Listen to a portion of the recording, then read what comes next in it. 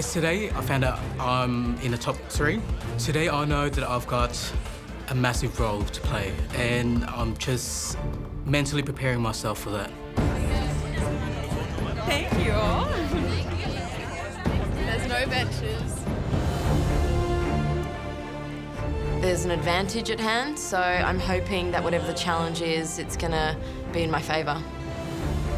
Walking into that kitchen, my stomach was doing absolute backflips, totally nervous and shaky, and I'm absolutely freaking out.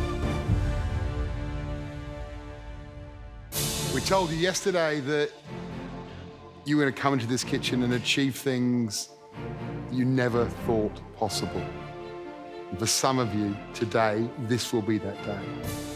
You are about to have one of those experiences that MasterChef contestants talk about for the rest of their lives. Some people are destined to change the way we think about things. Picasso, Einstein, Tupac. They're all pioneers. They break convention. They make us, I don't know, look at stuff differently. And today I can't tell you how excited we are to be joined by one such innovator. A chef who's changed the way the whole world thinks about Italian food. He's a former law student who quit his studies to follow his dream of being a chef. His story should resonate with every single one of you. What he's achieved should be a window into where potentially we all could go. This chef combines his regional Italian heritage with classical French technique. His restaurant in Italy has 3 Michelin stars. It's been named the 3rd best restaurant in the world. Oh my God, it's going to be Massimo Bottura. Please welcome, from Osteria Francescana, Massimo Bottura.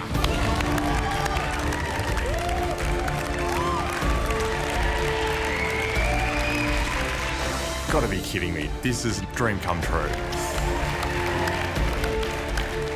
One of the best chefs in the world is just walking into the kitchen. A little bit overwhelming. This is only our 2nd day in the MasterChef kitchen, and in walks a legend.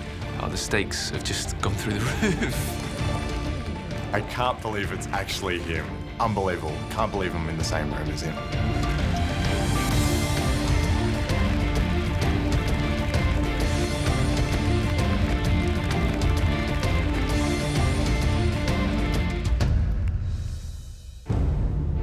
Now, these 24 contestants are leaving behind a whole range of careers. You did exactly the same thing. You were a lawyer. Yeah, I was. And you decided you had to become a chef. Tell us that story. Food was always my passion, but I had a father that was like explaining to every single child that you have to be an engineer, you have to be a doctor. I had to be a lawyer. I was like really frustrated. I was working with my father's company, and I wasn't happy at all. So my brother and my mom, they pushed me to follow one of my passions. And 1 week later, I had a small trattoria in the middle of nothing. I start from there. I start with a big heart, with a lot of energy and a lot of passion. I wrote a little sentence in my book. Live your life as a dream.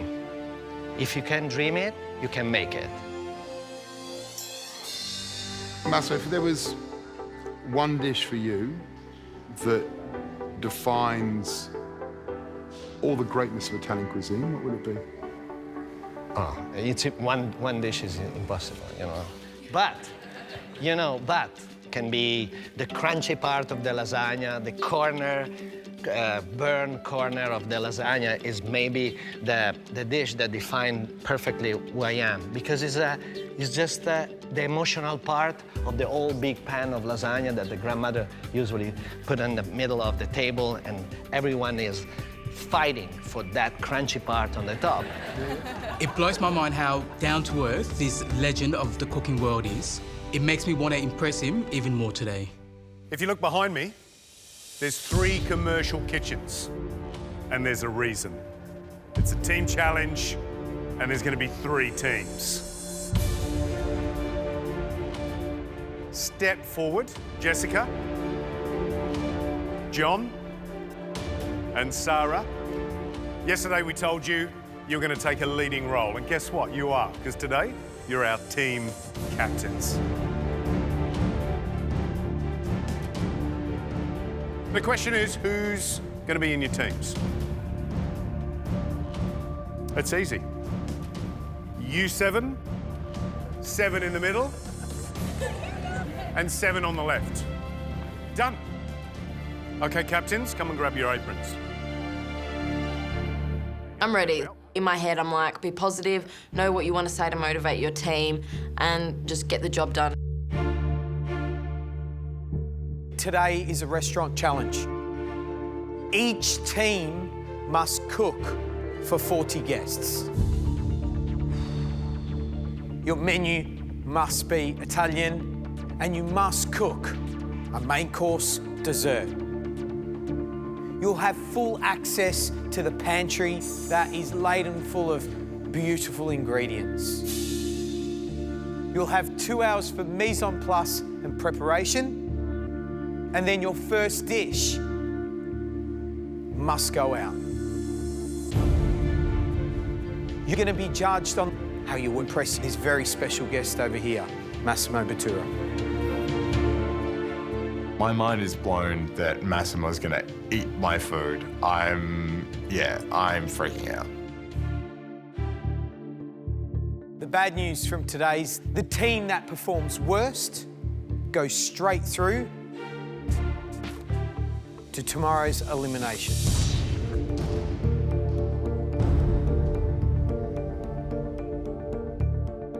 I've never actually stopped to think I might have to be responsible for other people. I'm, steering the ship, and I don't want everyone to sink because of me.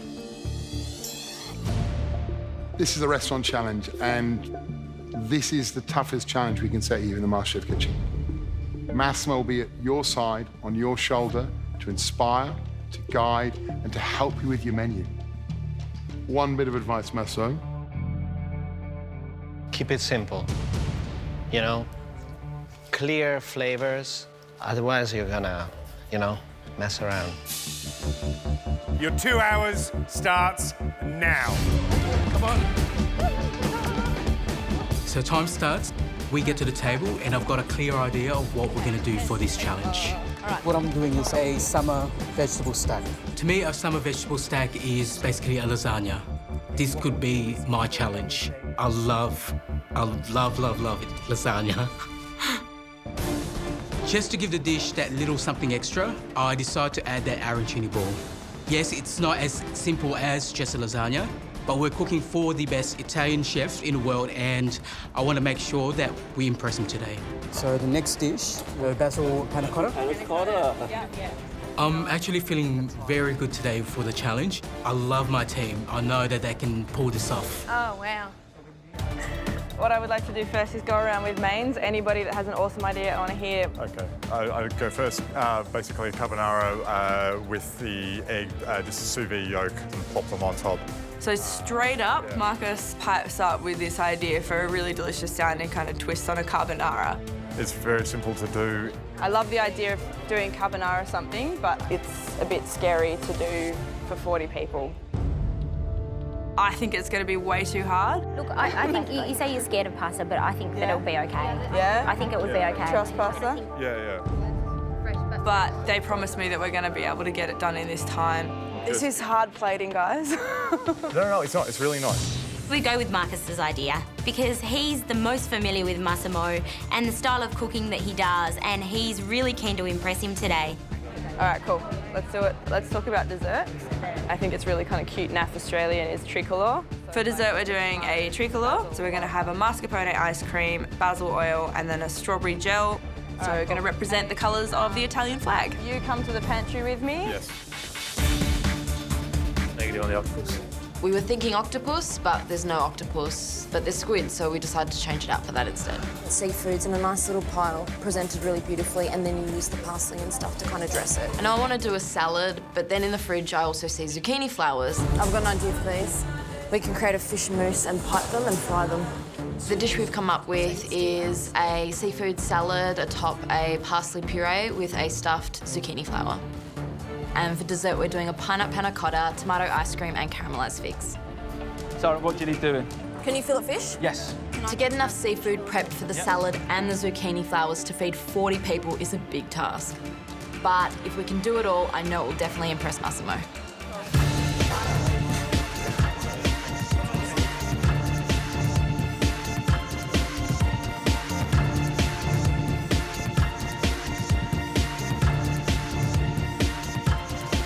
This is where it gets real. The tables are going in. You're already 45 minutes down, and you need to motor.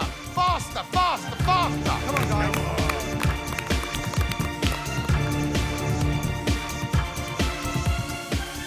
Massimo, you look worried. I'm a little bit worried. They're challenging themselves instead of keep everything more simple.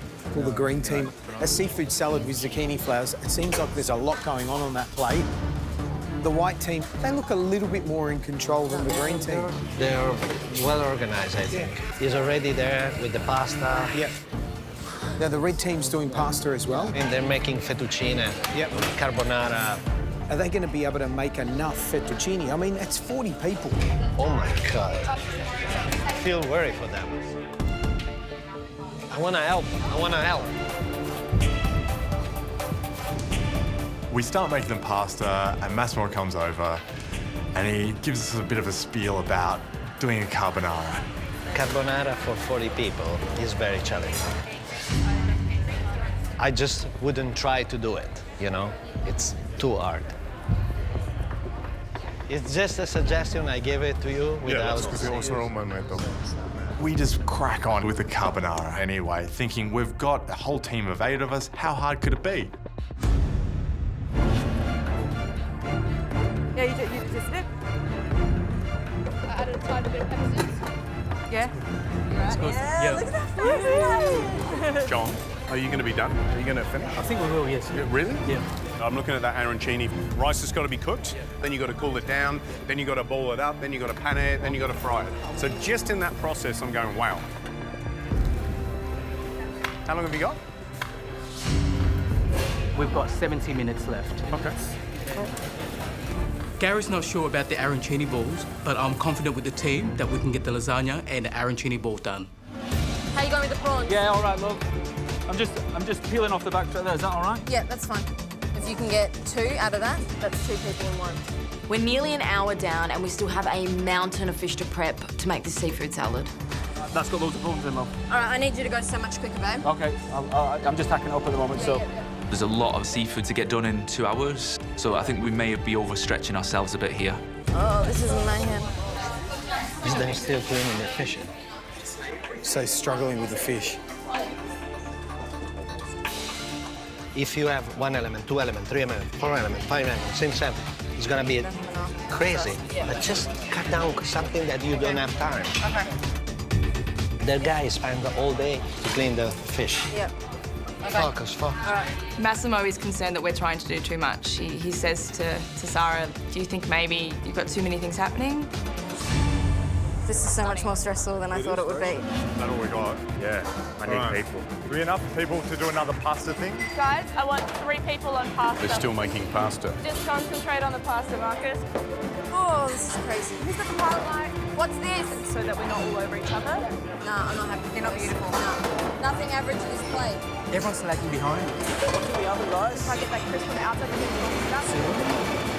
Right, you guys, just stop. Look at me. Stop. Stop. 1 hour down, 1 hour to go. And I know this is exciting and inspiring because Massimo's here, but I tell you right now, there's one thing that you didn't listen to. Massimo said simplicity. Zucchini flowers, really?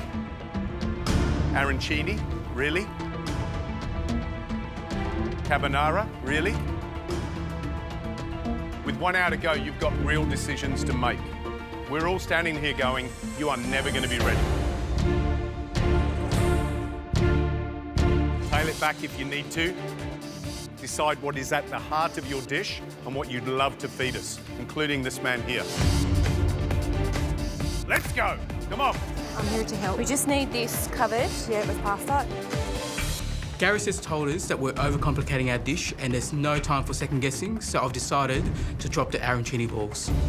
We're scrapping the arancini. Scrapping it? Yep, sure. Grab a sourdough. Yes. That'll be our crunch element. Yep, sure. This is beautiful balsamic. So what we've dropped on the menu is the arancini. The team's doing amazingly well with the task that I've given everyone. I just need to cut down a lot of the complexities of the dish, and I had to go back and listen to and keep it simple, so that's what I've done.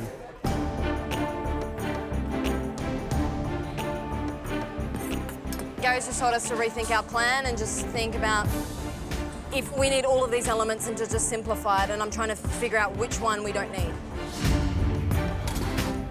I think we need to listen to him. I think this is going to really escape from us. Yeah. It's a bit disheartening, and I'm starting to realise I have too many elements to this salad.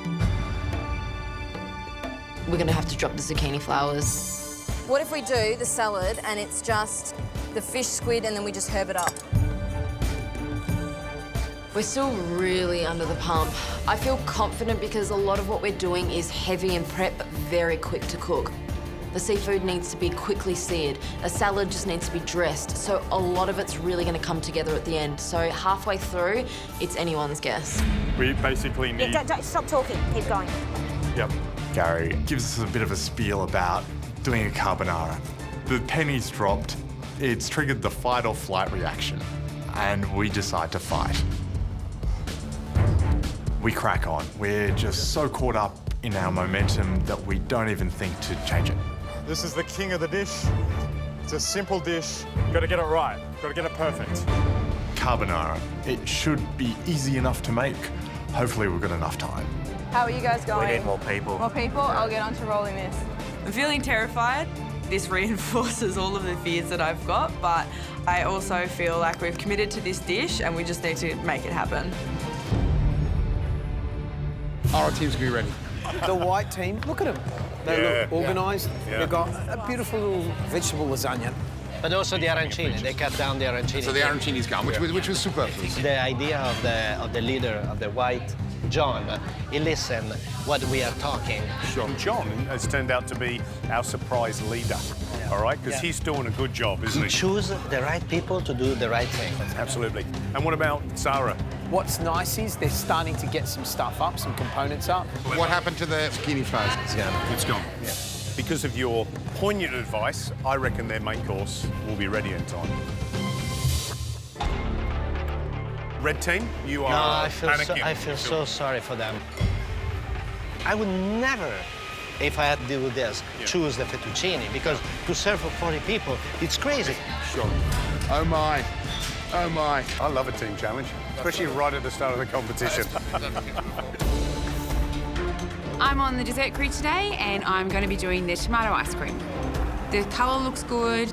I'm just not 100% sure that the flavour is exactly right. Tomato, creamy, yeah, it's playing on my mind a little bit. When I look down at it, it's shiny, it's thick, it's glossy, it seems to be under control. So I've been able to get my own glaze into the ice cream churners and get them churning. Where's your tomato ice cream? Here. Tomato ice cream.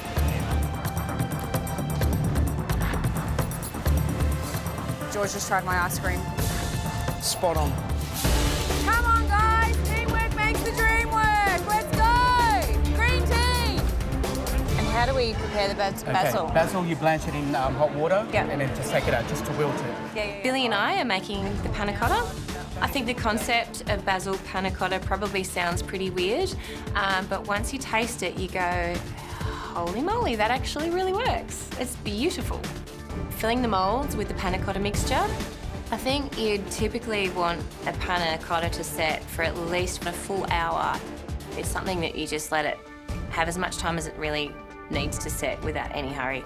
My concern today is if this doesn't set, we don't have a dessert. 15 minutes left. You've got 40 guests about to walk through those doors, and you're not really ready. Come on, you've got to go faster. You're not moving fast enough, Marcus. Come on. You gotta fire up your butt, babe.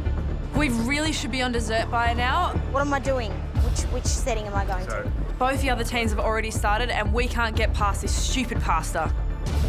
I'm concerned about what shape the pasta's going to be. What are we doing? We're going to do the thinnest one because that's the fastest cooking. I think we need to do it wider. That one I think we need fat ones.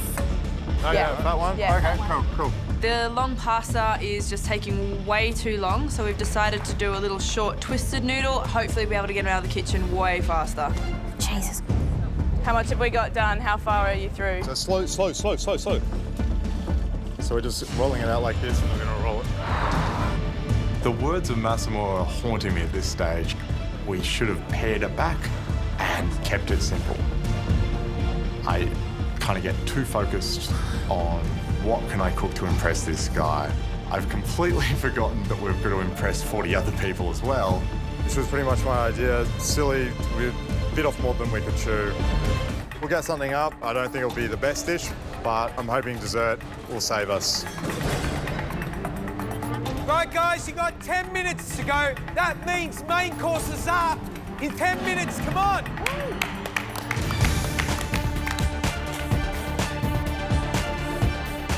Jamie? Yeah. I need that whole bench clean, Yeah, I'm doing that now.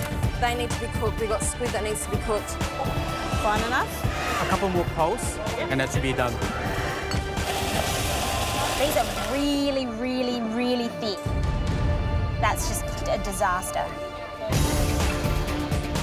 We're doing our absolute best to get this pasta finished, but we cannot afford to put off dessert any longer. So Ashley and Reynolds are just going to have to go back and start. We've decided to make a mascarpone ice cream with macerated strawberries and olive oil cake. So the first thing that I get onto is making the ice cream, and whilst I'm doing that, Reynolds starts on the strawberry gel. That's fine. The custard for the ice cream has chilled in the fridge, so now I can stir in the mascarpone and put the ice cream into the churner. Are you nailing the dessert? Are you looking after it? How many's on the dessert? Doing the dessert. So is that your ice cream? Yeah, we've got some more already. How many batches have you done so far? That's the first one. Ooh, okay. Yeah. This will take a long time. Yeah, I know. And if you've just got one going, Yeah. if you had 5 going, Yeah. that would be a different matter. Yeah. All right, thank you. As I'm looking at the churner, I just don't think we're going to get all of the ice cream set in time. It's not even close to being frozen. So I decided we're going to have to skip the whole churning process and set the ice cream in moulds instead and just get it straight in the blast chiller. Is there any more of those molds? We don't have any other options at this point, so we're just going to go with it. I hope you're ready. Because here come your guests.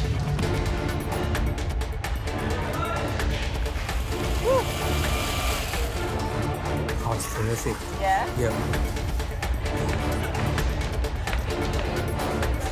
Beautiful, thank you.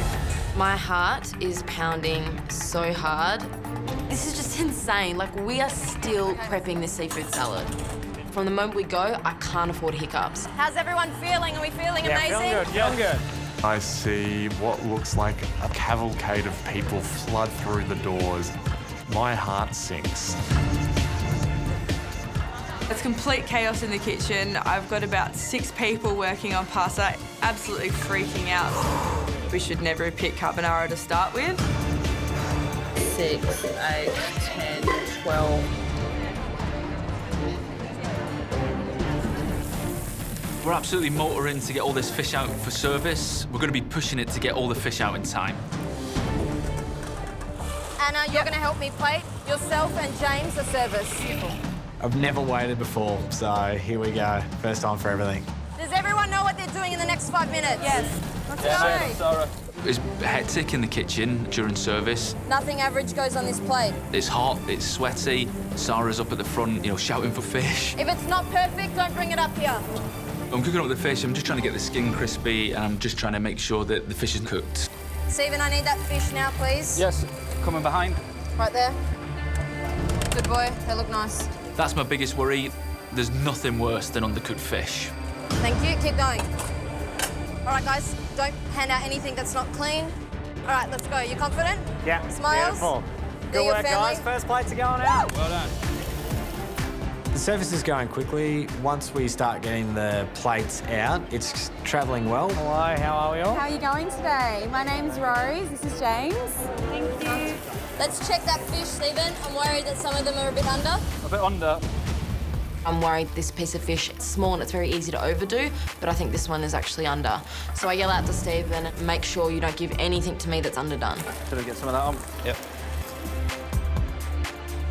Interesting menu from the green team. The first dish is a seafood salad with parsley puree.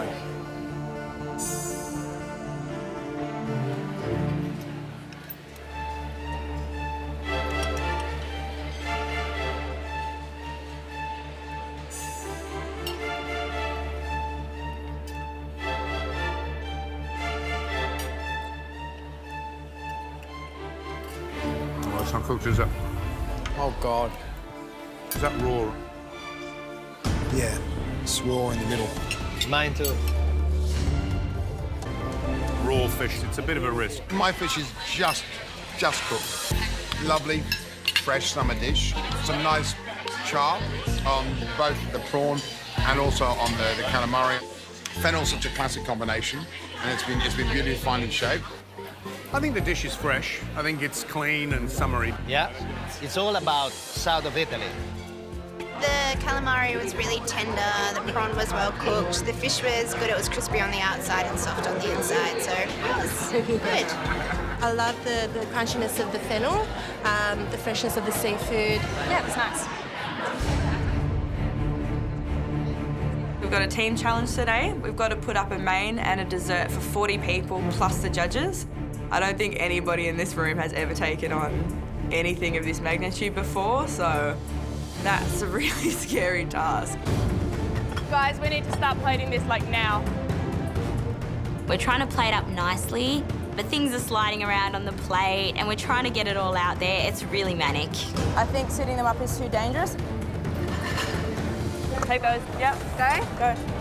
The only thing going through my head at this stage is that I wish I'd never even considered this carbonara. Well, look at this. This is the red team.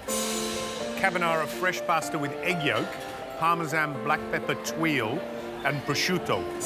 You know what? Half an hour ago, we didn't think they were going to get anything up. That's true.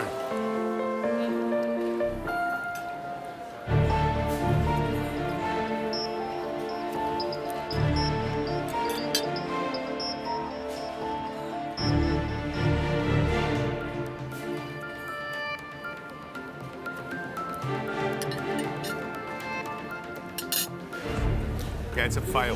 The pasta is too dry, there's not enough sauce. So much work on the pasta for nearly 2 hours. And we end up with something, such a shame that we can't eat. Would have got better result from the packet dry pasta. We all know that serving a long pasta, handmade, cooking the broth, serving on the table would be like... Disaster. Disaster. Yeah. You know what? They're going to have to knock it out of the park with their dessert to get out of this one, really. Like, it needs to be amazing, their dessert, to save themselves, because this is no good. Absolutely.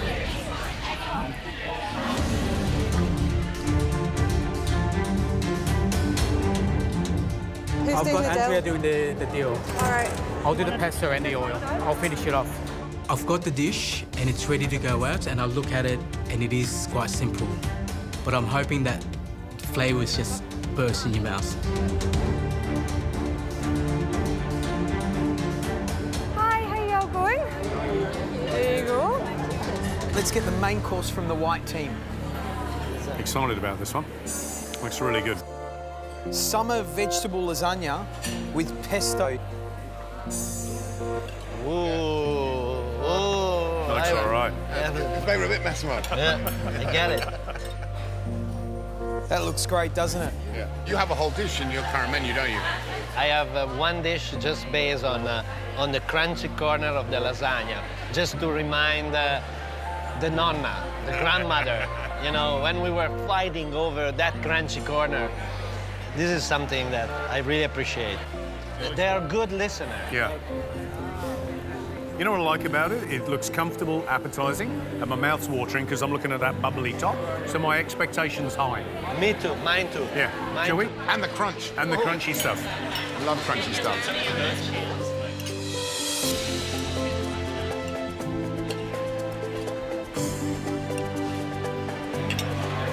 Actually, they're really good.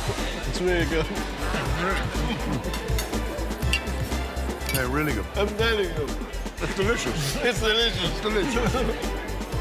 Absolutely delicious. I love it. The potato's soft. It's very comfortable. And what you've got is that lovely, soft pesto with all those wonderful flavours. This is great. And the crunchy crumb just That makes it. Yeah, it makes it, doesn't it?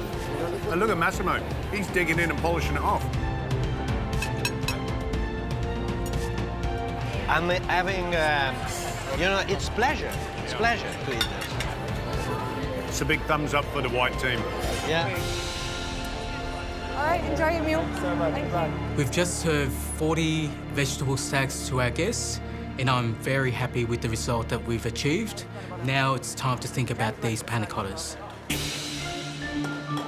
We're starting to serve our dessert now, and I believe the panna cotta set. I've got the raspberry coulis, and I'm going to get some crushed pine nuts as well to finish it off. Moment of truth. I take the first panna cotta and start unmolding it onto my plates. Oh, how am I going to turn that? Oh, the panna cotta's not set. It's just a disaster. My heart just sinks with that panna cotta. Look at it. It's just gone. It's not set. It's gone flat. Oh my God. We've got 10 minutes left before we have to serve these panna cottas, and we're running out of time. And we need these panna cottas to set. I pick up all the other trays of panna cotta and put it straight into the blast chiller. If these panna cottas don't set in the blast chiller, we won't have any dessert to serve for our guests. Smiles? Absolutely. We're Italian today. There you go. Save the best for last. Enjoy it, guys. Thank you. We get to the end of the mains, put my last plates down, they're done. There we go, 40 mains. Mains are done. Mains are done. That's it. That's it? Oh, no more. No, that's it. We're done. We're done. I go back, I tell Sarah, all done. Are we absolutely positive? Can you please just check that we're absolutely positive? Just to double check, I walk back out onto the floor. I'm looking at the tables and counting in my head, done that one, done that one, done that one, done that one. Yep, done. Let's clean this off. I'm fairly confident that I've counted them all. We're looking around and everyone else seems to have their food, but we haven't received ours yet, so we're getting a little hungry. What do you got? What do you want?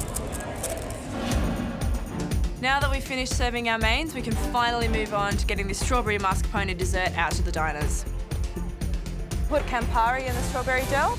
Know the smell? Oh, yeah. Yeah? It's like almost like a contra. Yeah, almost, exactly. Yeah. So like bit of orange flavour. Just gonna put a little bit in the strawberry gel. I love just a that. touch. I love that. Yeah? That's really cool. Oh, this is so nerve-wracking. As I'm macerating the strawberries, instead of using lime juice like I would usually do at home, I'd use the Campari. How's it taste?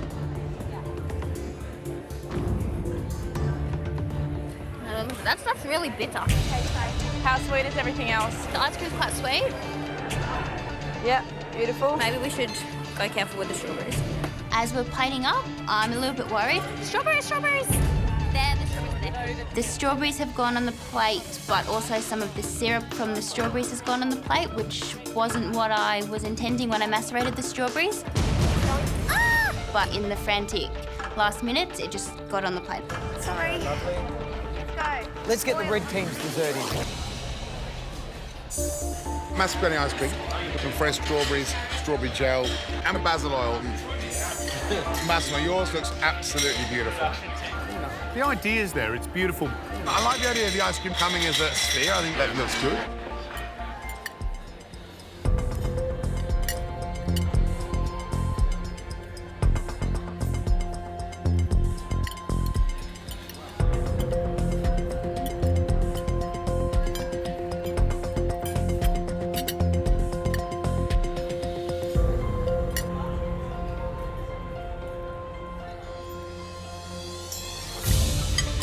Wow,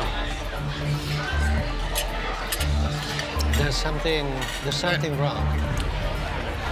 What do they say the strawberries in? What is I that? think they're macerated in a strawberry juice. That's Campari. They made a Campari syrup. I think the idea is a good one. Mascarpone ice cream, a little soft cake, you know, the basil oil, the fresh strawberries. That's a good idea. Flavours all work. The strawberries I had were like really, like in your face acidic. Yeah. The undeniable truth, isn't it? The strawberry doesn't work. I'm relieved that the mains have gone out, but then I know that the dessert's coming my way, so it's all just going to amp up again. Ice cream's almost done. My next job is the figs. We need them candied, so put a bit of sugar on them and get the blowtorch out and just caramelise the sugar. The caramel is perfect on them and it's got a lovely toffee flavour to it. It's nice and crunchy, whereas the figs are still quite fresh and raw. So the combination actually works really beautiful and they're really delicious. All right, guys, the first dessert needs to go out.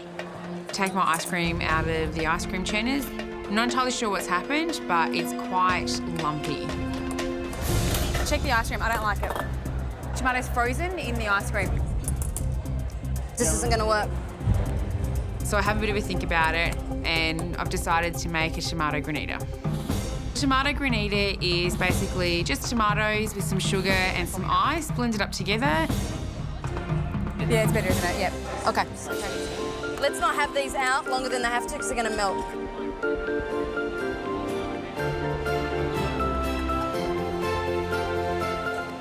Ooh. Pine nut panna cotta with figs and tomato ice cream. It looks pretty. Looks pretty. I like the presentation. I think it looks clever.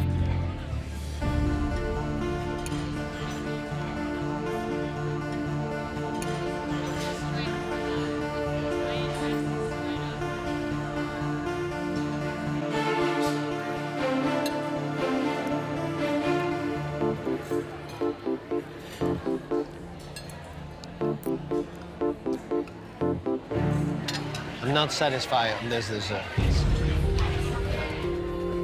What's interesting is with the green team, when I was walking the benches, I tasted their tomato ice cream that was in the churner. Yeah. That's not ice cream, that's a sorbet. Something's happened in there where they've had to change Well, it's what not goes even a on the sorbet, dish. George. It's a granita. It's gone icy and the composition of it is wrong, isn't it? Yeah, totally.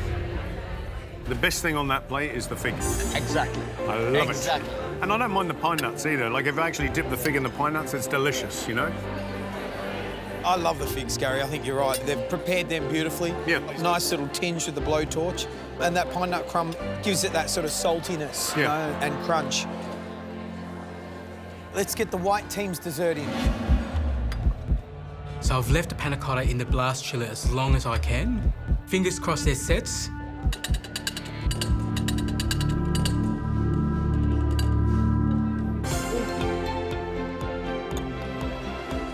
And they were perfect. That extra time in the blast chiller was our saviour.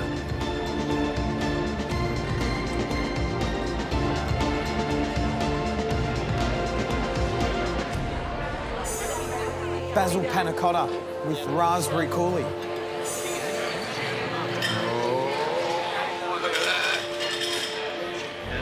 Looks all right. The dance of the panna cotta. I love the dance panna Hula hoop, hula hoop. Looks good, looks pretty. Nice colours.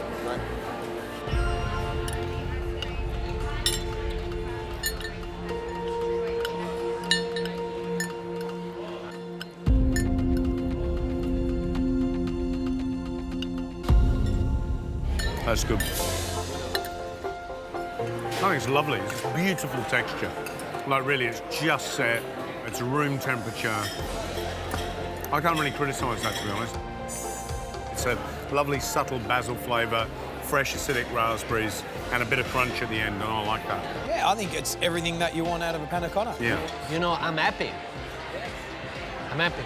What I love about it is it's all about one basil panna cotta, and everything else just enhances the flavour of the basil. Yeah. And the basil is super fragrant, super fresh, and you just then get a little toastiness of the pineapple biscuit, which is beautiful.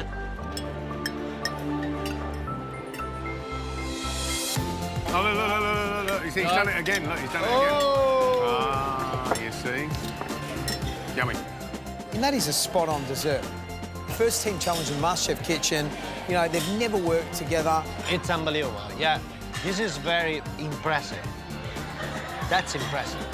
Well, white team nailed the first course, nailed the dessert. What more can I say? Brilliant, brilliant job. All right, keep going, keep going. Let's go, come on, come on, come on, let's move. Nearly through dessert, I'm going through the tables again, serving tables with their dessert.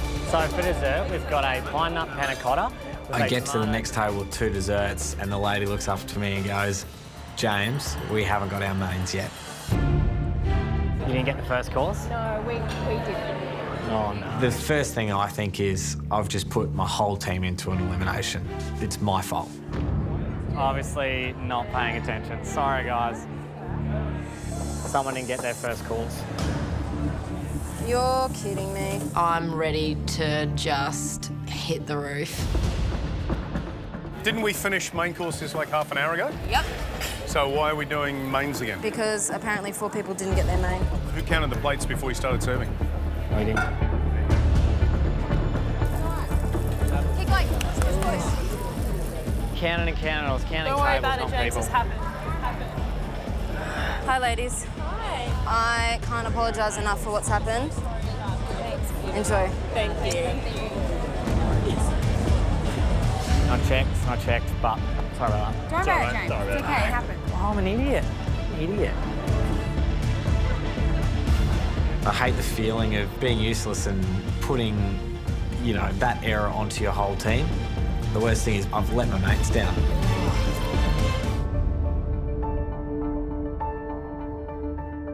Matt, George and I know that look very well.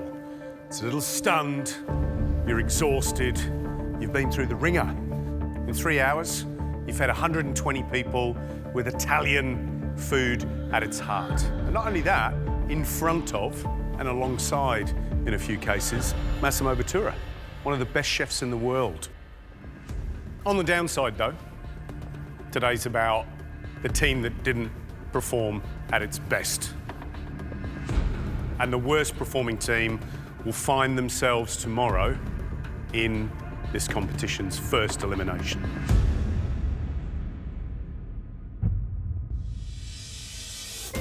One team stood out for all the right reasons. They really, really impressed us. That was amazing, white team. Amazing. Not only were you organised in the kitchen, but you also put up both the best dishes of the day.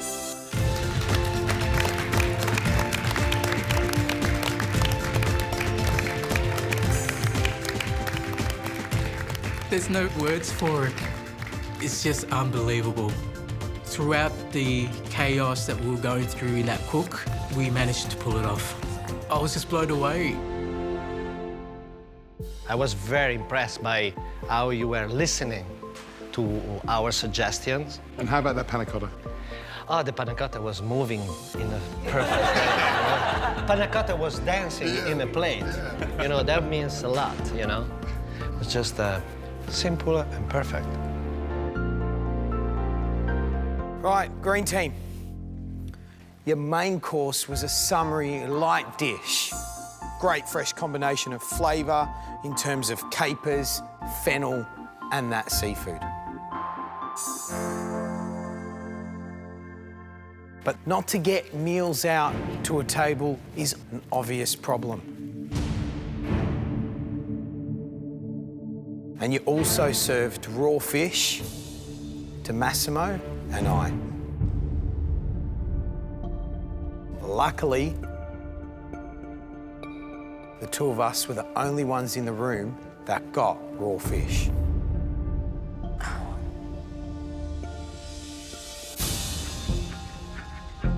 Red team, first your dessert. The flavour of basil, strawberries, and mascarpone are born to be together. It was also a really pretty, thoughtful little dish. But the strawberries just didn't work. However, we've got to say this, and this is where it hurts. The main course is where it all really fell apart. Quite simply, your pasta from start, and we're talking about the idea here, is where it all went wrong. And when you cooked it, it was chalky and it was dry. Quite frankly, none of us wanted to eat it.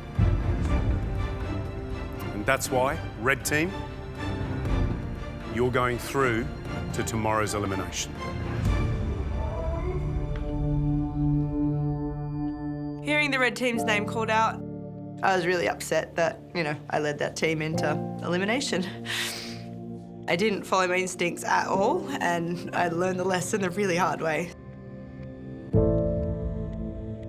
Feel the weight of the world on my shoulders. I look around me, it's just a sea of glum faces. Making that decision from the start to go with that dish and has ended up where we are now, I just feel shattered. Okay. One last thing I have to say, and this is very important. You have to learn. And if you learn from mistakes, you're gonna be grounded and you're gonna have an incredible experience the next time. This is very important, and I've learned from mistakes. So I am the example. The thing that you're all going to discover in this kitchen is that every day you have another experience that not only broadens you as cooks, but broadens you as people.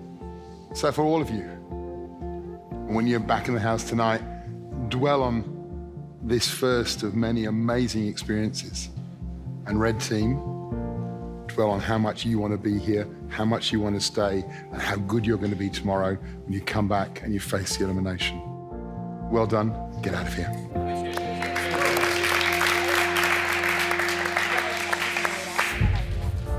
I wish I could go back in time. It was a silly idea.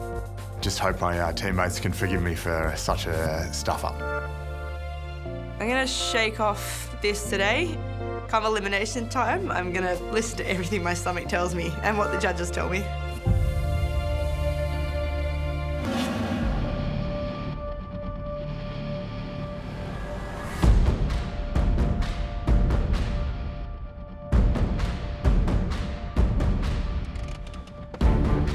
I am feeling terrified going into the first elimination.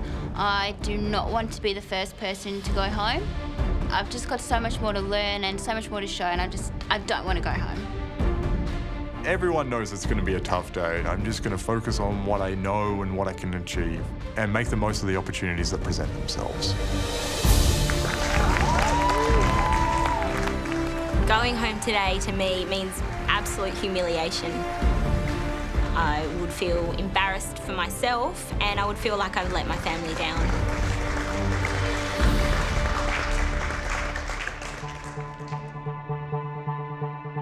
Walking into this kitchen with a black apron on certainly sharpens the senses, doesn't it? Brings it well and truly home that this is where the competition really starts for you. Your first elimination of 2015. And for one of you, it's the end of the road. You're going home. I'm not ready to go home. I haven't shown what I can do yet, so I'm going to give it everything I've got. Marcus, why do you deserve to stay in the competition? That's a very good question. I felt like I let down the team yesterday, and hopefully I can make up for it. Car, we're excited to have you in the competition, really, because you're a good cook, and then you find yourself standing here. And I think your parents didn't want to see you come in, did they? No. Focus on something else, I'm sure they said. Yeah. Is that right? They didn't want me to do MasterChef. They don't think highly of chefs. They think it's not a respectable job, no offense, but that's what they think. Yeah. But like, that's what I love doing. I love cooking, and I'm just here to prove them wrong and do the best I can. Staying in this competition is the most important thing in my life. I want to prove to my parents that I can actually do really well in this industry. Today's elimination is around one ingredient that puts fear in an awful lot of home cooks. Today's elimination is all about fish. Georgia, As you went from terror to elation. Why? Seafood's a huge part of my family, and I've been around fish and cooking fish and filleting fish and catching fish since I was teeny tiny, and it's what I love to eat. I love seafood, it's my favourite. Right, this elimination we fought over 3 rounds. That gives you 3 chances to save yourself. The first round couldn't be simpler. Behind us is a table containing 20 of the most popular fish in Australia. You've just got to identify them correctly. Oh, jeez. If it could be any worse, I don't know how it's possible. The first 5 contestants to incorrectly name a fish will go into the next round, and they'll be 1 step closer to elimination. I'm reasonably confident with naming fish, but if the fish that I can correctly identify are not on that table, then I have no idea what I'm doing today. Right, so here are the fish that you have to choose from.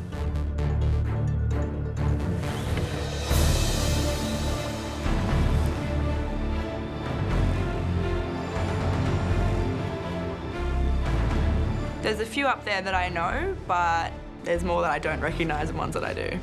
I'm going to be in trouble. Right, let's get round 1 underway. Marcus, come forward, walk the line, pick a fish and name it. I'm seeing this big lot of fish, and I'm looking and I'm wondering, and I'm seeing some familiar faces, and I'm like, well, I reckon I know you. This one here? What is it? Sardine. Marcus, it is a sardine. Step back into line. The sardine is correct, and I survived to live another day. Right, next up, Car. You look terrified. You familiar? You're looking at them and going, yep, know that, know that, know that. Sword. There's certainly a couple of fish on the table that you could confuse with something else. There's no doubt about it. I'm not feeling confident at all. And I see a flat fish and I'm like, I think I know it. This one here, name it. Flounder. Flounder.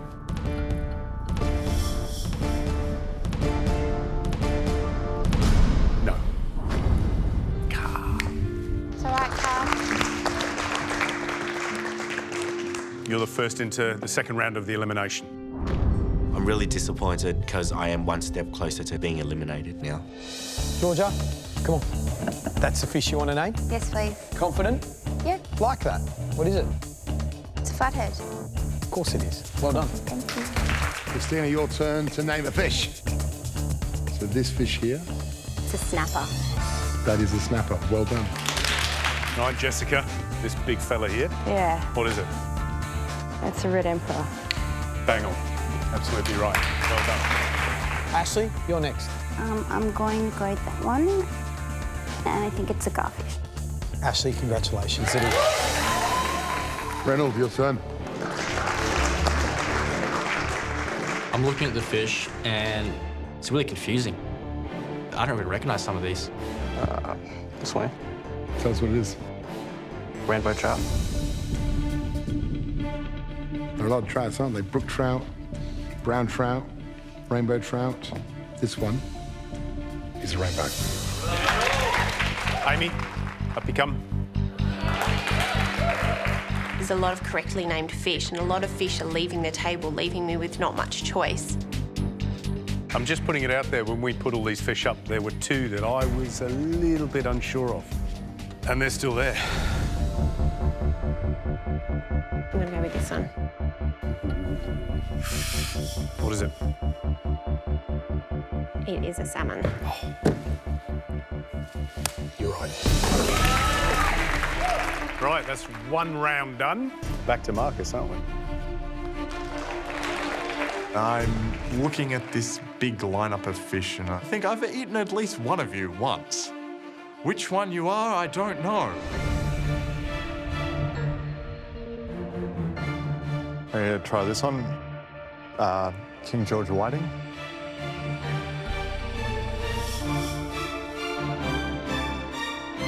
Sorry, mate. It's incorrect.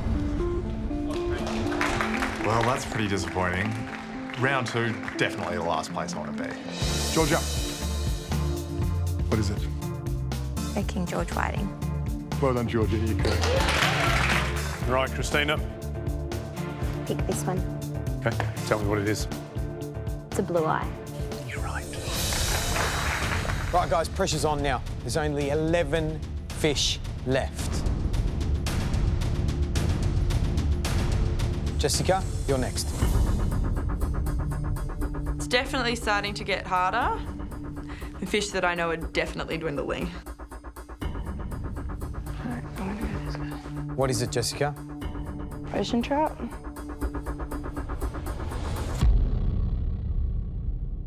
Sorry, Jessica, you're wrong. This is not good. This means that I'm going through to the second round. Very, very disappointing. Ashley?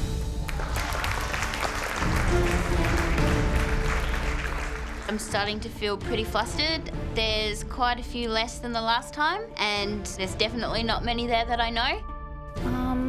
I'm not sure of any of them, but I'm going to go for this one, and I think it's a dory. I need more information, please. A John Dory. Sorry, Ashley. It's not a John Dory. I am feeling devastated. Now I'm going to have to face another round of fish, and that doesn't feel great at all. So this is a pivotal moment, isn't it? One more person. If you get it wrong, that's it. Second round, the rest of you are safe. So a lot of pressure. Reynolds? I'm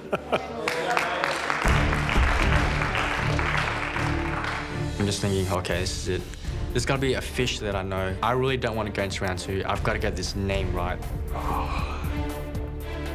This one. Ooh, what is it? John Dory. Oh, Reynolds. You lucky man. You're absolutely right. Come on, Amy. Come on, you can do it. Just name a fish. That's all you have to do. Ha. What is it? Is it a barramundi?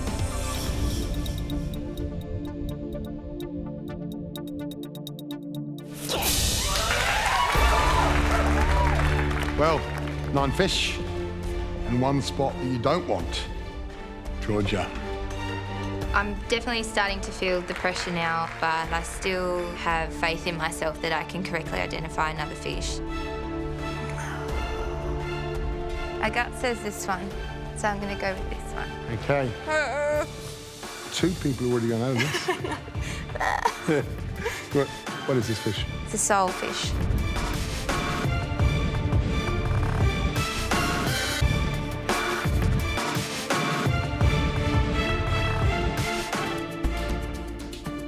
Georgia. This thing called a flounder? Yep. I was wrong.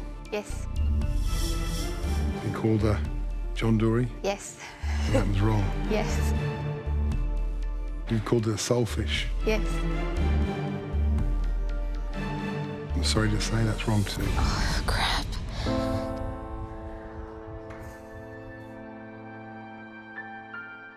This is a mirror dory, Yeah. sometimes known as a silver dory. Yep. Georgia, I'm sorry. That's okay. You take the last place. Thank you. Join the others.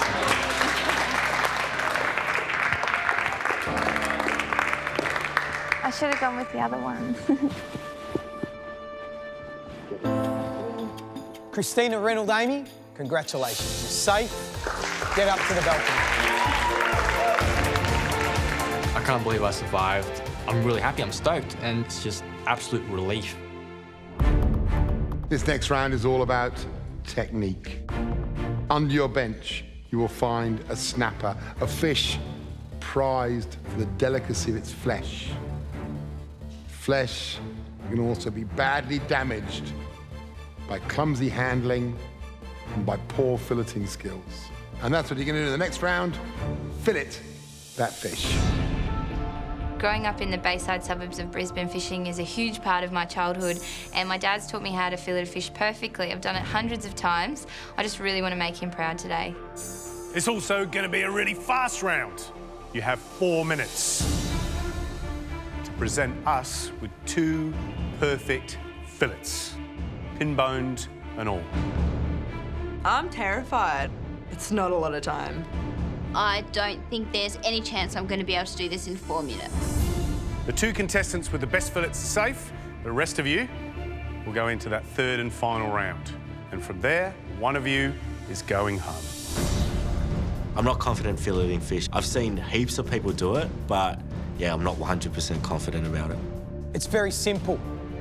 Accuracy, composure, fillet those fillets beautifully. We want 2 fillets, you've got 4 minutes, and your time starts now.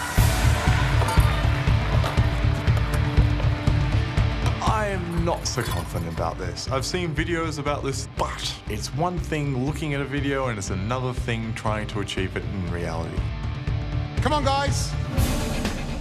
I know that one of the biggest things you need when filleting fish is confidence and swift movements. I make 2 cuts just behind the gill and right at the end of the tail and just slice down the end and it comes off beautifully. All right, come on, Marcus. I attack this like a bull in a china shop. I'm not gonna let this fish beat me. Come on, Marcus, you can do this. Watch your hands. Well done, Car. Good work, mate. Yes, Car. Time is just moving so quickly and I'm completely rushing to get this fillet off. I'm shaking. I go around the top of the fish like I usually would. I come down the back rope, my hands are shaking that much. I just totally slice through the side of the fillet. Oh my God. 1 minute down, 3 minutes left. This is quite a delicate task and it's really important to get the nice clean fillets off so that you're not wasting any of the fish. It's a really tricky challenge. I'm just trying to get these fish fillets off. I'm stuck at the rib cage area and I'm not too sure what to do, so I just hack it and get through it, and I can see that I'm doing a really bad job with the fillet. 2 minutes down, 2 minutes left. Come on, guys.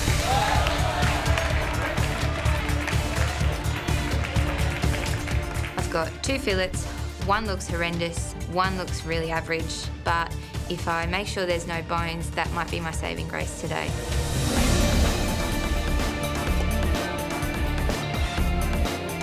I'm still really not sure how I'm going. The fillets are a nice shape, but there's still a lot of pin bones that I've got to get out. This has to be perfect. So much pressure. 1 minute left, 3 minutes down. Fillet it, don't hack it. I'm just frantically trying to get bones out of my fish. It's looking horrible, but you know what? I'll keep fighting to the end. No to pin bone. One of my fillets is still pretty much full of bones. I'm being really rough and I'm pulling out bits of the flesh with the bones now. I'm worried I'm just going to make a complete mess of this. 30 seconds left.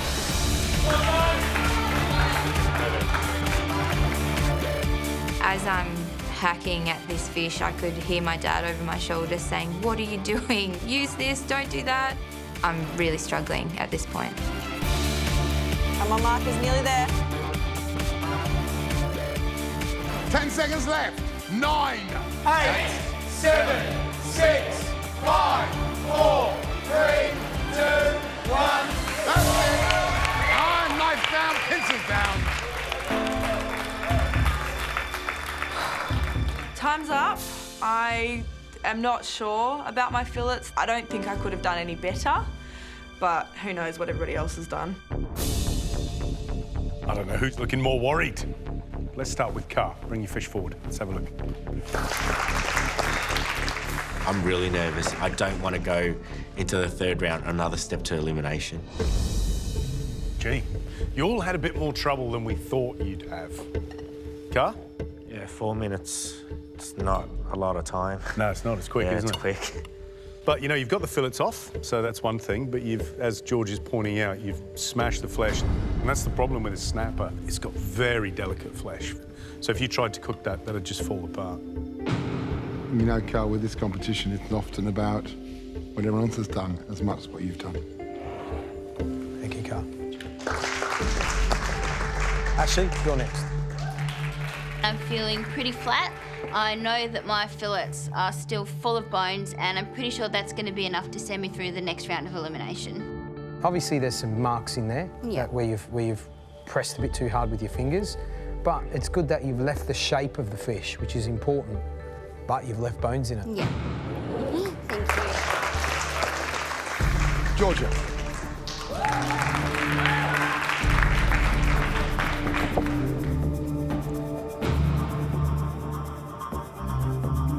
Did you feel comfortable with that challenge? You've obviously filleted lots of fish with your family. Yes, I have. My hands were trembling and I've gone through the side. How many fish do you think you filleted in your life? Oh my God. I don't even know. Way too many to be able to do that to one. My dad would be screaming at me right now. What are you getting so upset for? I just feel like that's something, I'm sorry. Something that I'd feel confident doing, and nerves just got the better of me. You know, when you go fishing with your family or your dad and you're filleting on the pier or the beach, you don't have the three of us dissecting it and it's not pushing in 4 it around, minutes. do you? No, No. it's not in 4 minutes. And nerves got the better. Georgia, that's competition, huh? Yeah. You've got to really, at this stage, you've got to toughen up, seriously. Yeah, I know. Because if you find yourself in the next round, Yeah. it's make or break, right? Yeah. Thank you.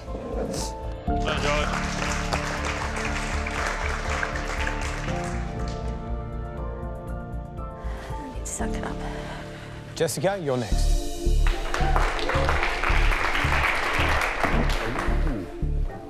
Holy schmoly. There's bones in there. They look fantastic. I'm really impressed, actually, because in this one, there's only one pin bone, just there, tiny one. Obviously, you didn't get round to pin boning that one, but it's just how thick you've kept the fillet, so you've got all the flesh off. You've done an amazing job in 4 minutes. The judges seem to be very impressed, so hopefully this is going to be enough to get me over the line. Marcus, up you come.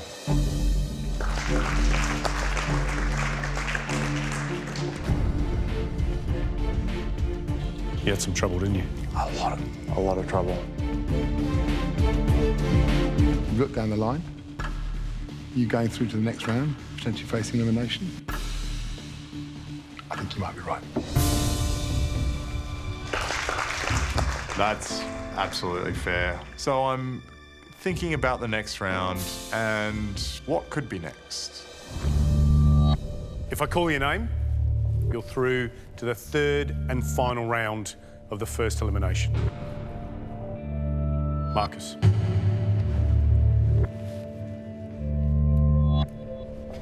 Georgia.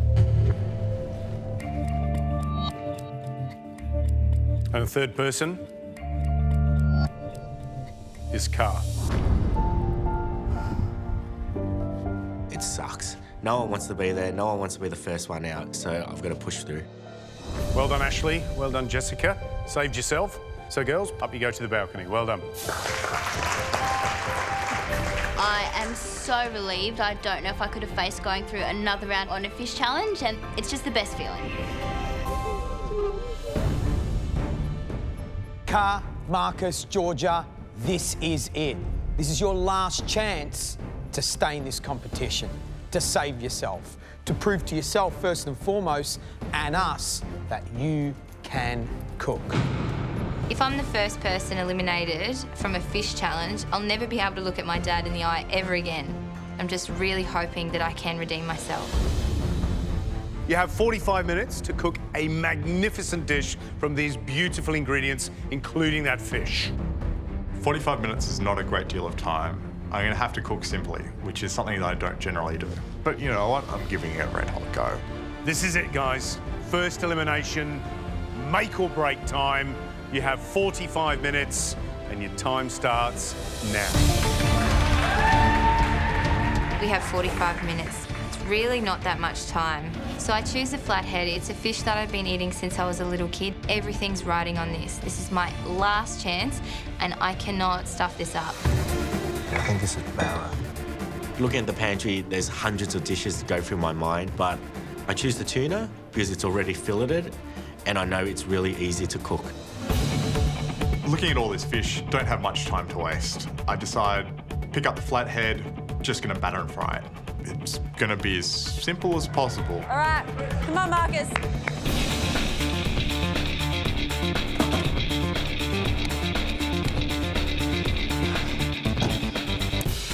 So I'm going to do some seared tuna on some crushed potatoes with a lemon vinaigrette. My biggest concern is that I overcook the tuna, or I could potentially be going too simple. This cook's so important for me because I want to prove to my parents that they're wrong, and if I go home early, then I'm wrong and they're right.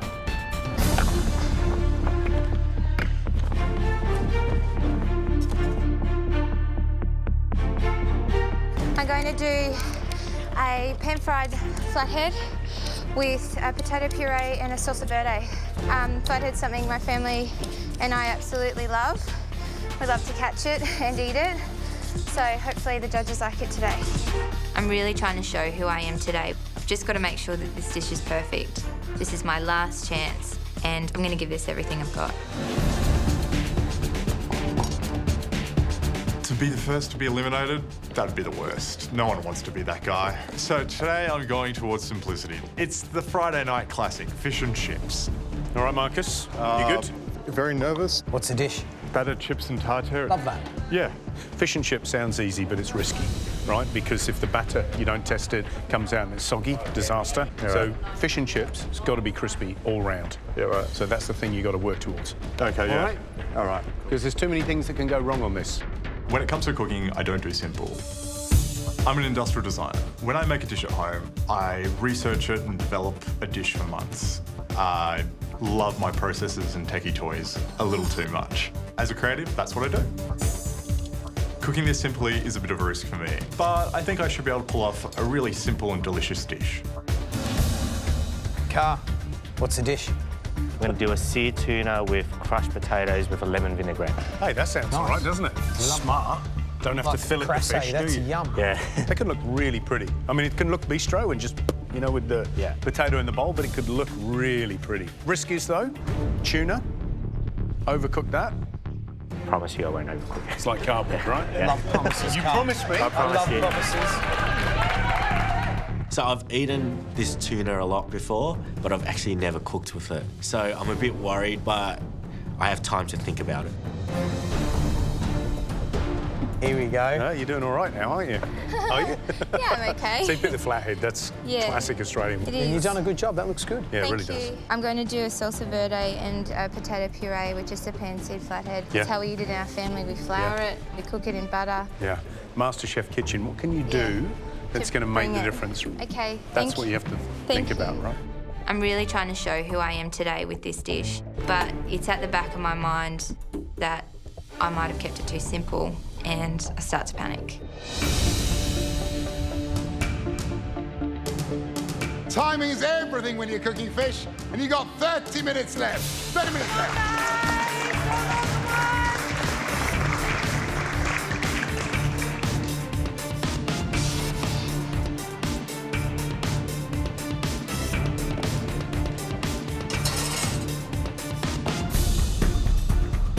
30 minutes to go and I'm hacking at this fish and I'm gonna get it battered come hell or high water. Marcus, if you want to get the skin off, try and have it skinned down.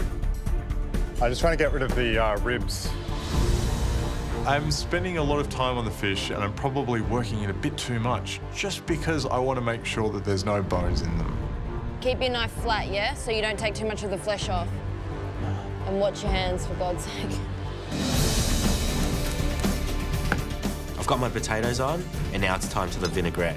I just get some verjuice, some olive oil, and some water, and I mix it together and some salt. And it just has to be a perfect balance of sweetness, sourness, and saltiness. What's it missing, Car? What are you feeling? I'm feeling it might be a bit too sour. So what can you do to counteract that? Something sweet. It has to be perfect. If not, it's going to be out of balance, and the judges will hate it.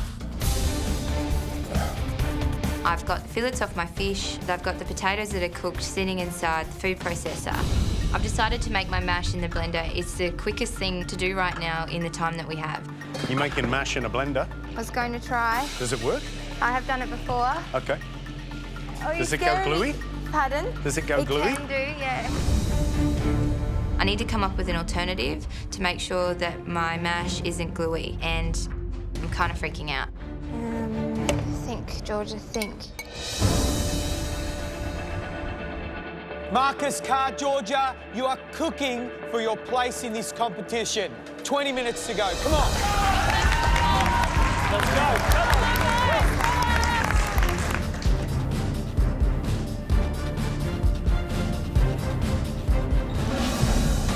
So I finally managed to get the fillets battered and into the oil.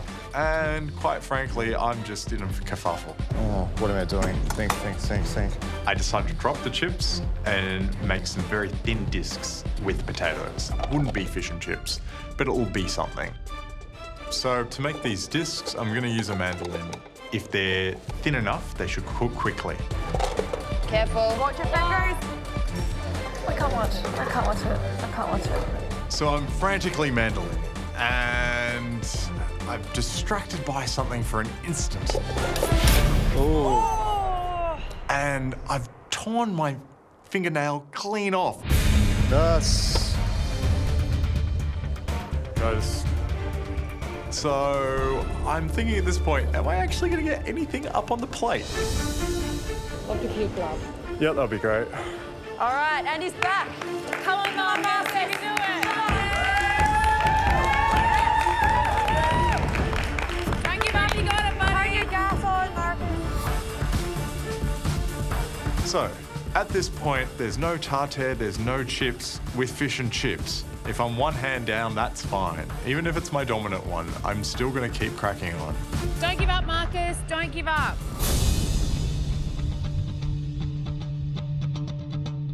Ten minutes to go. 10 minutes till your fate is decided.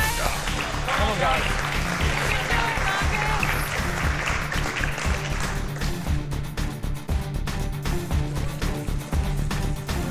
Well, interesting challenge. It's a short one, but we always feel in this kitchen a short one is going to be a good one. And so far, the one I like is Car. Pick the tuna, so there's no filleting, there's no bones to worry about. And he's got this idea of just doing a smashed potato with olive oil. So simple idea, lemon vinaigrette, it'll work. Yeah. Can he make it flashy? Can he add a little touch of something that makes us go, wow? I'm concerned about Marcus. He's doing fish and chips, and he just looks all over the shop. I mean, the filleting of the fish wasn't that good. The batter, who knows? Gary, George's mashed potato blended, recipe for disaster. It is a little bit. The other thing is, too, that she's pan-frying flathead, which is something that she would cook at home. But flathead, if you're not careful, can overcook in seconds. And it ends up, you know, weeping that white protein, and you know it's going to be like cardboard. So at its best, it's going to be creamy, delicious and wonderful, and its worst, inedible.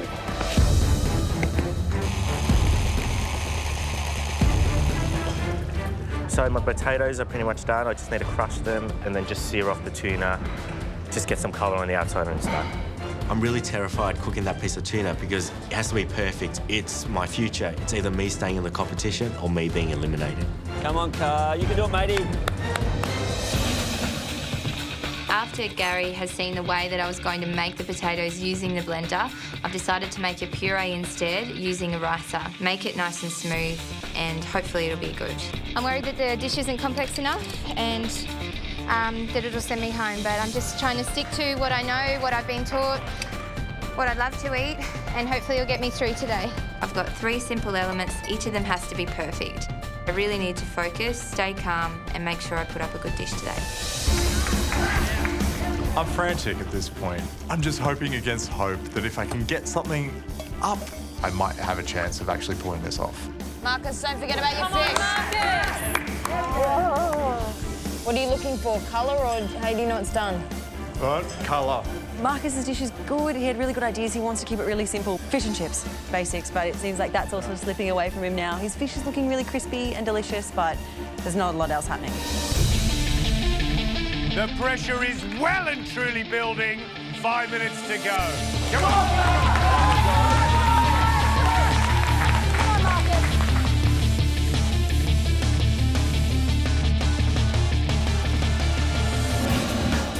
With 5 minutes to go, I start cooking my tuna because I know you only need 30 seconds on each side. I'm feeling nervous, but I've eaten a lot of tuna before, so I know what perfectly cooked tuna should be like.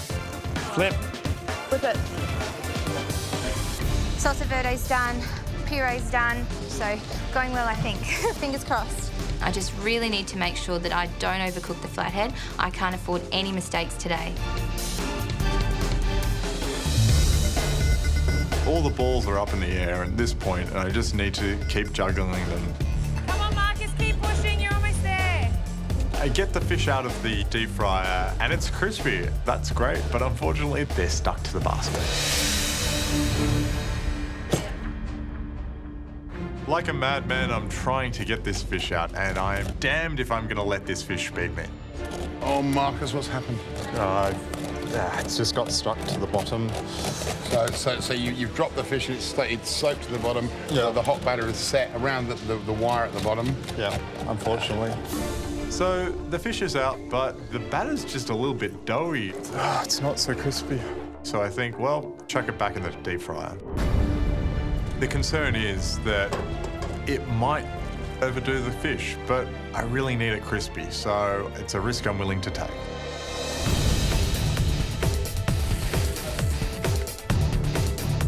Time to start plating up. 3 minutes to go. Come on, guys.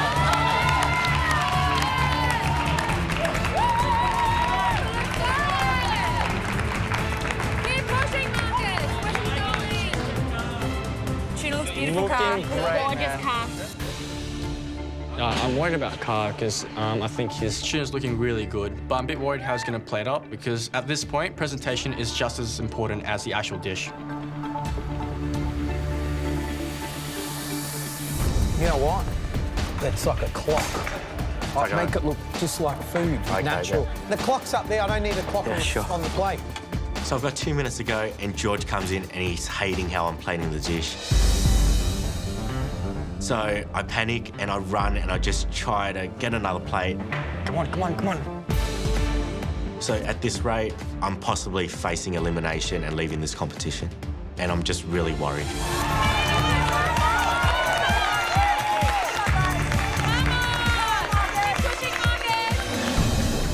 I get the fish out of the deep fryer, and it's crispy, and it looks pretty golden, so I'm happy with that. That's a win. Fish looks awesome, Marcus. But it probably could be overdone. I'm not really happy with the presentation, but once you start, it's really hard to stop. So I'm a bit worried they're not going to like the presentation. Come on, guys. Come on. Nearly there. Marcus, just get it on. 10 seconds. 9, 8, 7, 6, 5, 4, 3, 2, 1. Time's up.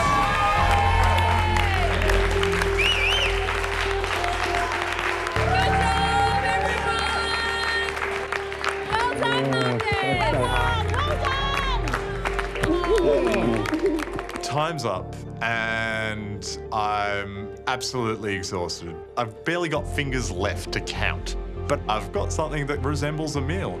I'm relieved. I'm a bit overwhelmed. It's been a really big day. I'm not super happy with the presentation, but I did my best and that's all I could do. I believe this dish will make my parents proud because I cook to the best of my abilities, and hopefully it'll keep me in.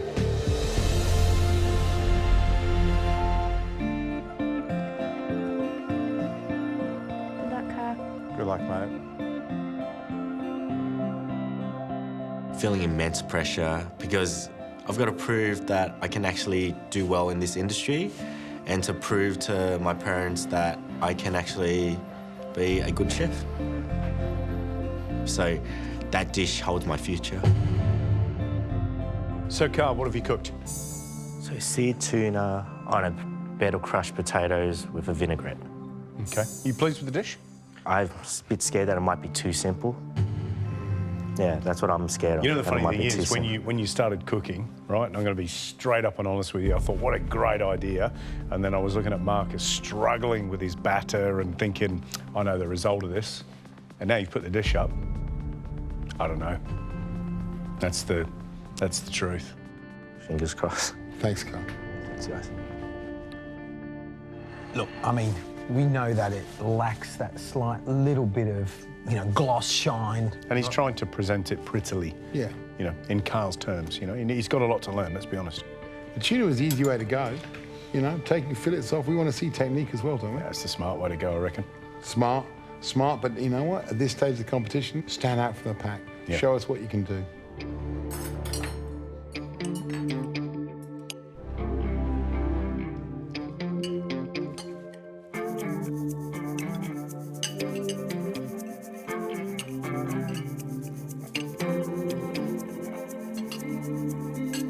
The biggest problem with seafood is that a lot of the time it gets covered in flavour, where you don't actually get to taste that fish. And I taste that tuna, it is beautifully cooked. Could there be more? Yes.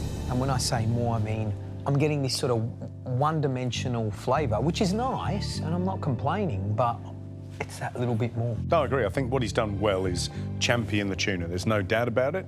And I think the choice was smart. I think the rest of it was play safe. In terms of the elements, you know, the potatoes are well cooked, the tomatoes have broken down to an almost sticky, super sweet, sour combination, which is great. And the tuna's perfectly cooked. But it's monochrome in look and it's quite two-dimensional in flavour. And I'm looking for that third dimension. I'm looking for that excitement. Right, let's get the next dish in. Yeah. Good luck, Georgia. I really can't go home on a fish challenge. It's a part of who I am and it's one of my strengths. I cooked from my heart. I did something simple. I did flavours that I know complement the fish. I really am not ready to go home. Hello. I just hope I've done enough. Georgia, firstly, what's the dish? Flathead that's been pan-seared with a salsa verde and a potato puree. I was thinking about you and I'm thinking, geez, right from the get-go, you put your flag up and waved it and said, you like fish. Yeah. And you're here now. Yeah, I know. I lost my cool. Emotional, you reckon, maybe? Yeah, really emotional. It's so emotional in here. Yeah. I'm really devastated that I didn't smash it. How did that pressure affect you? Pressure definitely affected me in not a great way. I doubted myself standing up there in the first round. That put me in the second round. Second round, I was shaking all over the place and I just wasn't thinking clear. I could hear my dad over my shoulder saying, don't do that. And I did it. It was just silly, just a silly mistake. Well, let's just hope that you've done enough to keep yourself here. Thank you, me too. You.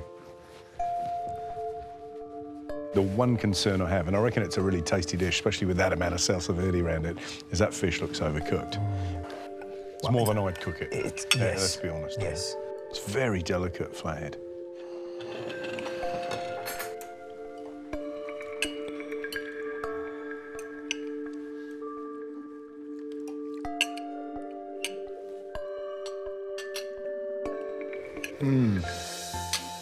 Well, that salsa verde is absolutely zinging with acidity, loaded with that kind of bright, herbaceous freshness of herbs, and for me, it makes the dish. The potato puree is wonderfully smooth, creamy, rich. I would suggest quite buttery. Yeah. And the only letdown is the fact that the fish has been taken slightly over where I think anyone would like to see it, if only for, 2 minutes less in the pan. Yeah, but you know what? That is a really tasty dish, and the mashed potatoes are lovely. Shall we get the next dish in? Yeah. Let's do it. Good luck, mate. Good luck. Look, I've given it a good fight today. I'm not necessarily proud of the dish, but I am proud of my actions. I've got crunchy fish on the plate, sans the chips, sans the tartare, but it's an interesting interpretation. Marcus, what's the dish? Battered and fried flathead with tomato and basil salad on the side and some potatoes just lightly fried. George said to you earlier that for all three of you, this was your last chance to prove you deserve to be in the competition. Do you think you've done enough? I don't know, is the honest answer. It depends how that fish turns out on the inside. But yeah, in all honesty, you're going to have to, as you know... Suck it and see. That is it. That's well, all Marcus, that let's is. see if your batter's crispy, if your fish is beautifully cooked, and how those accompaniments work with the dish. Yeah, Thank sure. you. Thank you very much for your time. Cheers, Marcus. Thanks, Marcus. Cheers.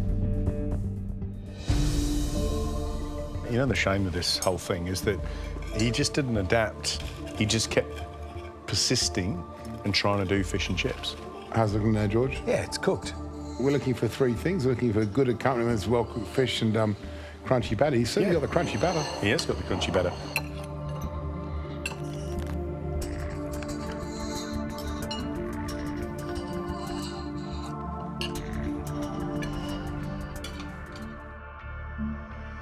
When I was a kid, we used to have this terrible habit of going to local chippy. They used to have all these big chunks of batter that were left over from cooking the fish, and they put them all over your chips. The batter is great, and it reminds me of those batter bits, crunchy, lovely. But, ooh, that's what you call a visit to a hospital. The batter is definitely crunchy. I'm struggling to understand the concept of the potato, and that tomato and basil salad, it ain't what a beautiful tomato and basil salad should be. Well, you've got 3 young cooks with their eyes brimming with hope and a real passion for food. And the tragedy is we've got to go and tell one of them now that they're going home.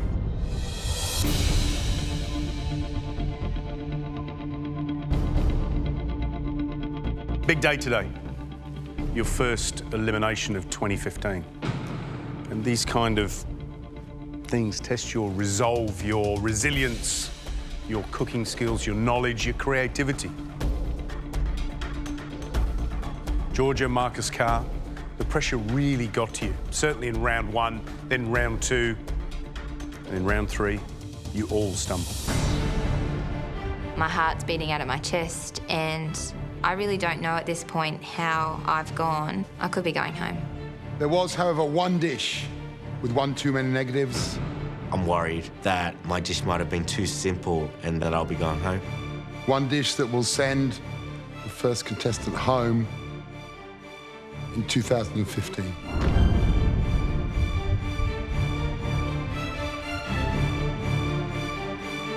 That's why Marcus are going home. Cara and Georgia, you're safe. Oh, well done. It's all right.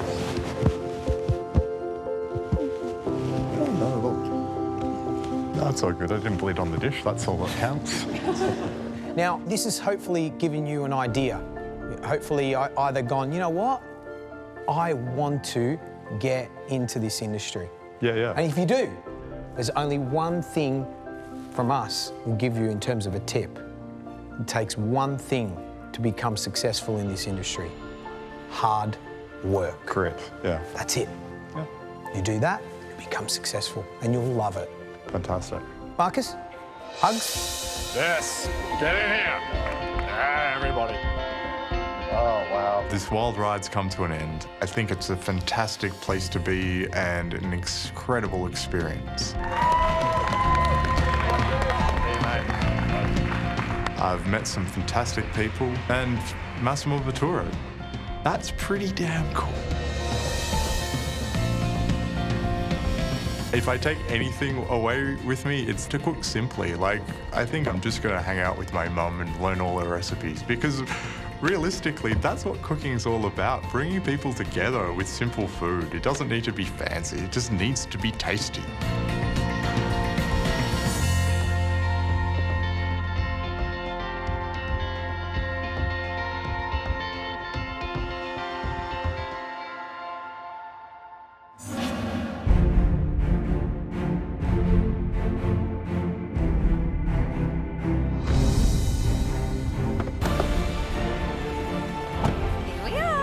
Feels amazing to start this week with a clean slate. I stuffed it up last week. Nerves got the better of me. So this week I'm fresh, I'm focused, and I'm ready to show these judges everything I've got.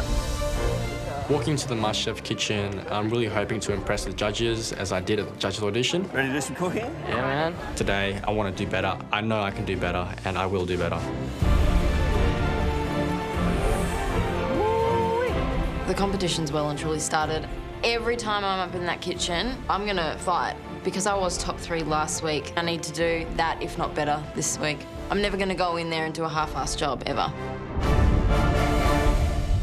Well, first up, congratulations! You survived the first week in MasterChef. Well done.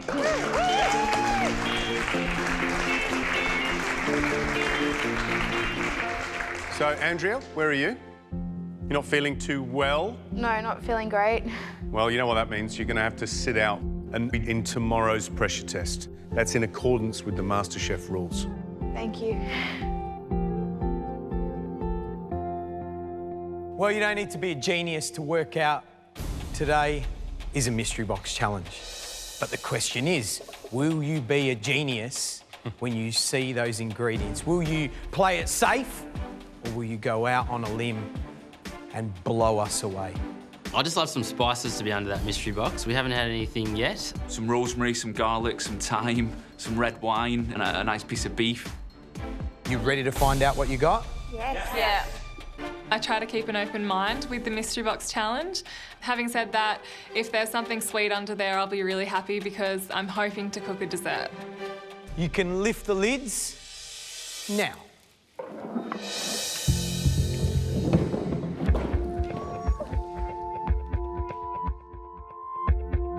Well, there you have it. Some classic ingredients, but also some that you potentially haven't used before.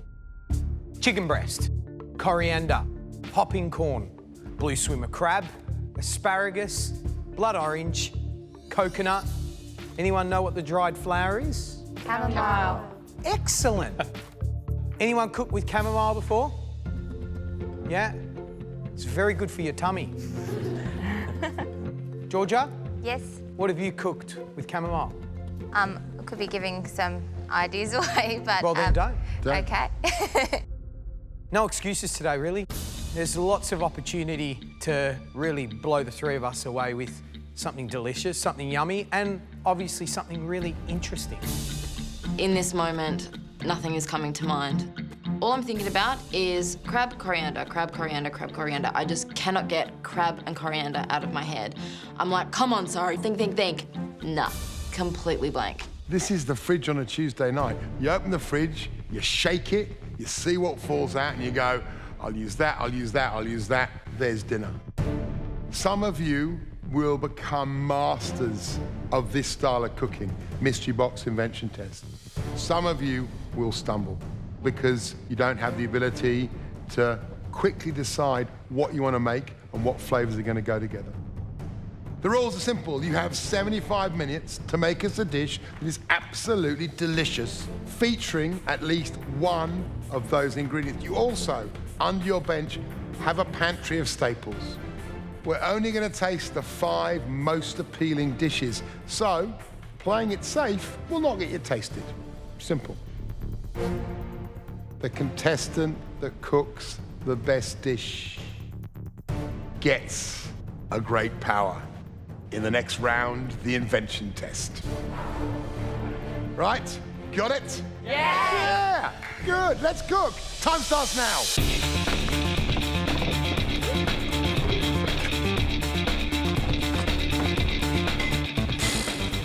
There's no excuse today. That mystery box has got so much potential.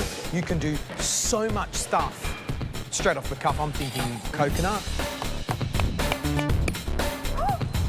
But also crab.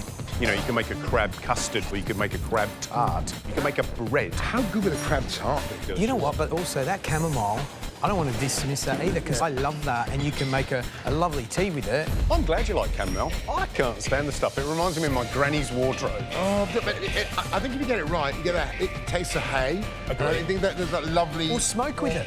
Smoke with it. Chamomile. You know, smoke the chicken with chamomile, use the sweet corn. Oh, yeah. You know, there's so much. We could be here forever with this mystery box. So today there is no excuse bar giving us great food. I'm not going to let the nerves get the better of me today. I'm going to stay calm. It's all about keeping focused. Last week I survived elimination. It was a really hard day. I learned this is a real competition. People are going to go home, and I need to pick up my game a bit. I absolutely love chamomile. It's beautifully therapeutic. It's got a lovely earthy taste. It's something that I do put into my desserts quite often, and everyone really, really loves it. I'm going to make a little bit of a chamomile and blood orange tribute. So I'm going to do a chamomile creme pat, orange crumb, hopefully an blood orange curd if I can get enough juice, and a little meringue. I think it'll go really, really nicely together on the plate and making it look beautiful as well, so that the judges see it and think, I really want to taste that. Come on, crap. You need to get back in the gym, Reynold. Oh, there we go. It's not cooking. I think I'm going to injure myself. Maybe coconut was a bad idea. I am starting to feel a bit annoyed as I'm trying to open the coconut.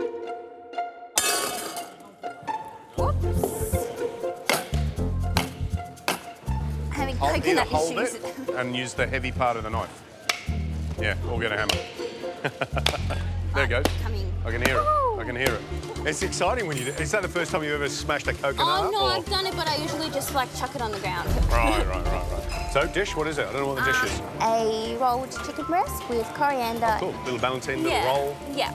I'm making the broth and hopefully some noodles as well. Okay, so hopefully some noodles. Yeah. And flavour in the broth. Right. Yeah. Yeah? Yes. And possibly noodles. Yes. Just head down, do the noodles. Yeah. I'm going to be disappointed if you don't give me the noodles. Are you? I'm starting totally noodles right disappointed. now. Totally. I feel like noodles. Yeah. You got some fabulous ingredients. It smells fabulous in here. The question is, are you going to give us fabulous dishes? 45 minutes to go. Come on, Whoa, come on. where did that go?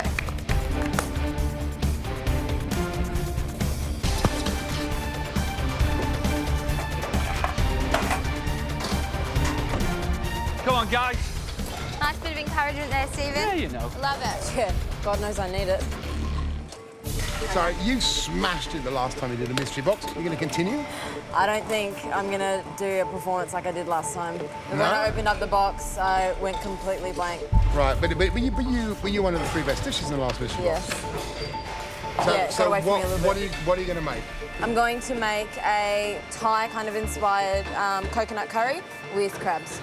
So, but you've got no lemongrass, No lemongrass. no chili, Nope. no palm sugar, Nope. no fish sauce. None of that. You got coriander. I've got coriander. Do you cook a lot of Thai food? A little bit, not lots. You haven't got the ingredients. It's not something you cook a lot of. Isn't that a dangerous thing to do? No, it's actually very dangerous to cook Thai. In my head, I'm like, he's right. How am I going to do this? Oh, what does he do that for? I'm going to keep going, and while I'm preparing this dish, I'm going to think about something else I could possibly do. Before coming into the competition, I was 100% sure I had a chance of winning. Looking around now at some of the people that have cooked so far, you know, I'm not so sure. It seems like I'm behind the 8 ball.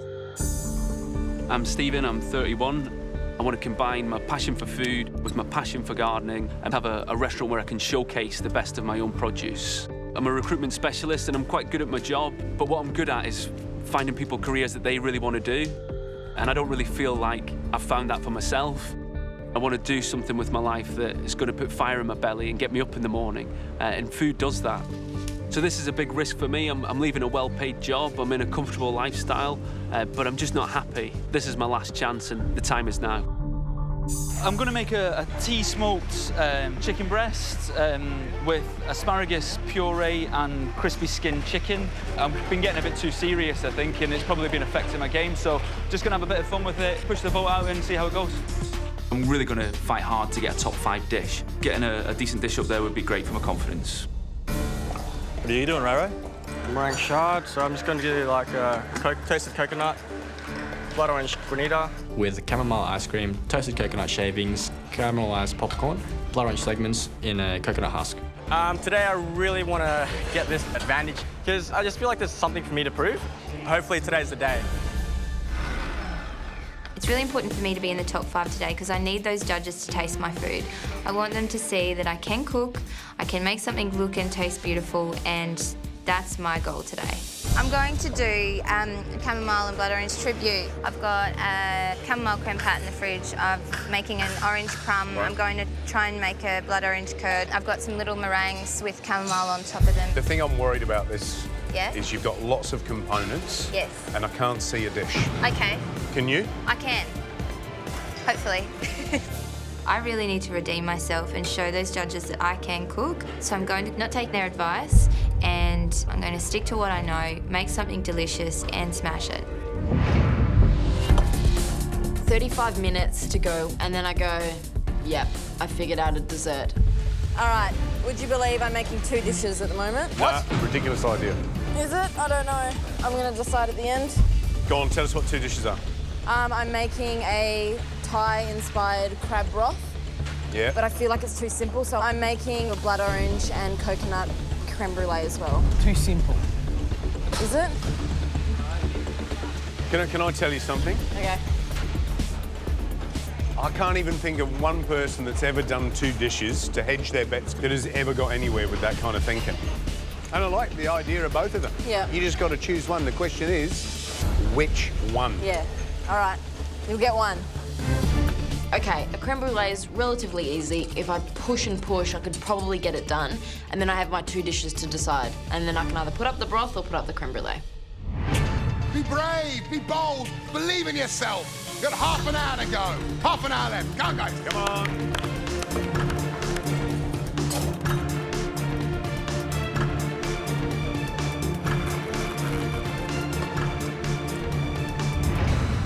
Today I'm going to cook an orange and chamomile creme brulee with a coconut twill. I haven't made a dessert yet, so I wanted to cook a dessert, so I think I'll just give that a go today. I feel like I'm sitting in the middle part of the group, so just sort of scraping through each cook. So I'd like to get above the line and just make myself feel a little bit better about my cooking skills. I'm Billy. I'm from Ballina, New South Wales. At the moment, I'm a restaurant manager. I'm front of house. I really enjoy it, but my real passion is definitely in making food. Being in a kitchen and cooking and designing menus, that's what I really want to do. By the time I'm 25, I want to own and run my own restaurant. I'm 23 now, so it gives me 2 years. So that's my main driving force. I just want to get in there and start it and do it because I feel I'm ready now to start my food dream. My creme brulee's in the oven, so hopefully it'll set in time. Perfect result for the creme brulee would be a beautiful set, creamy interior and a really hard cracking toffee on the top. They're the 2 things that you look for in a brulee. And I'm just working on my twill now, so pretty happy at the moment. I think I'm travelling okay at the moment, to be honest. The chicken's in the sous vide, so I'm just trying to get the internal temperature of the chicken up to about 65 degrees, and then it'll be perfectly cooked. And I'm hoping enough of the chamomile's imparted during the smoking process. If the chamomile works, then it's going to be a cracker of a dish. This is decision time. 15 minutes to go, and remember, we're only looking for the top 5 dishes. Come on! Come on, guys, push!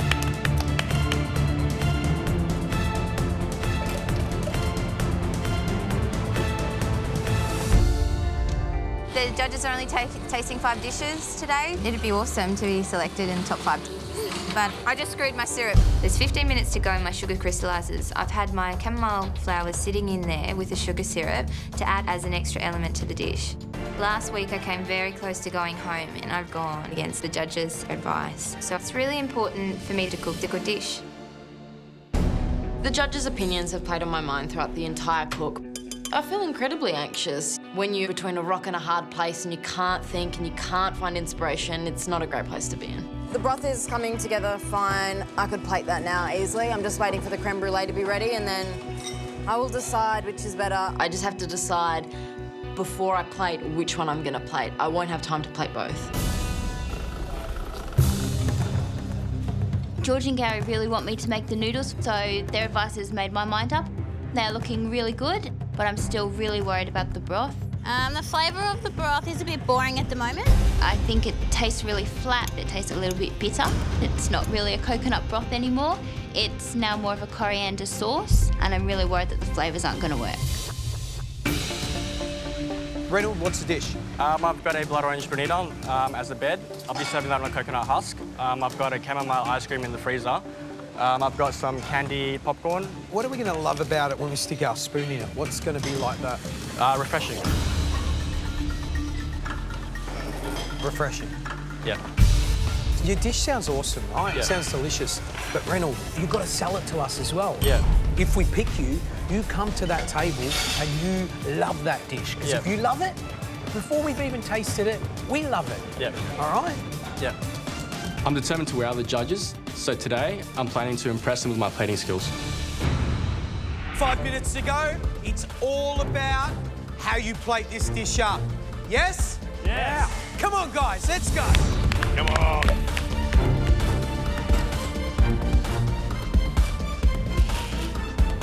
I am putting up the dish that I anticipated, so fingers crossed. I've fixed up the syrup. It's beautiful. I'm so happy with this dish. Everyone's rushing to plate up, but I'm going to save that for the judges. I'm really hoping to impress them today with some detail. You have 2 minutes to get us to sit up and take notice. Come on. Come on, guys. In the panic, I've just decided, nah, don't do the creme brulee, just focus on the crab broth.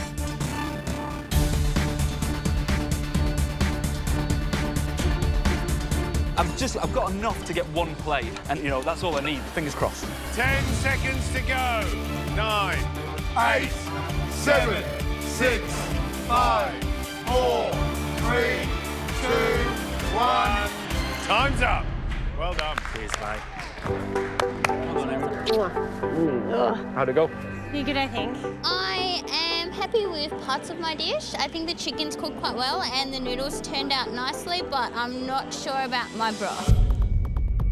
Does anybody want creme brulee? Is that what you did? As well as. I've decided to serve the crab broth. I have aborted the creme brulee mission. I'm really hoping the decision I've made is the right one. I'm thinking I could utterly embarrass myself right now. We love the beginning of the week and we love the mystery box because it shows us the cooks that you are. And what we loved about that challenge, energy, intensity, and most of all, that all of you focused in on a few ingredients. And that's the secret when you tackle a mystery box. Question is, have you done a good enough job for us to taste your dish? Remember, only 5 dishes. Hard decision for us to make. First one up, Ashley. I can't believe it. I really didn't think I had any chance at all of getting caught. But my concern is that my sauce is horrible. I don't think it's up to scratch, and I don't think I have a shot of getting the advantage. Come on, Ashley! Tell us what the dish is. It is a rolled chicken breast with coriander, egg noodles, and a coriander sauce. If there's one thing you're worried about, what is it? I'm a bit worried about the sauce. It didn't turn out quite how I wanted.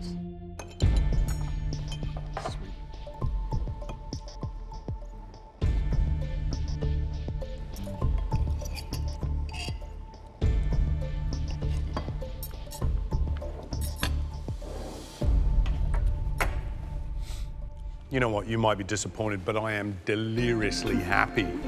I think that dish is smashing, I really do. And what's interesting is on its own, definitely there's a little bit of bitterness, but together, I think you're punching above your weight. What I want you to do is to take this spoon back to your bench, have some yourself, and see how sometimes disaster can turn into unexpected success.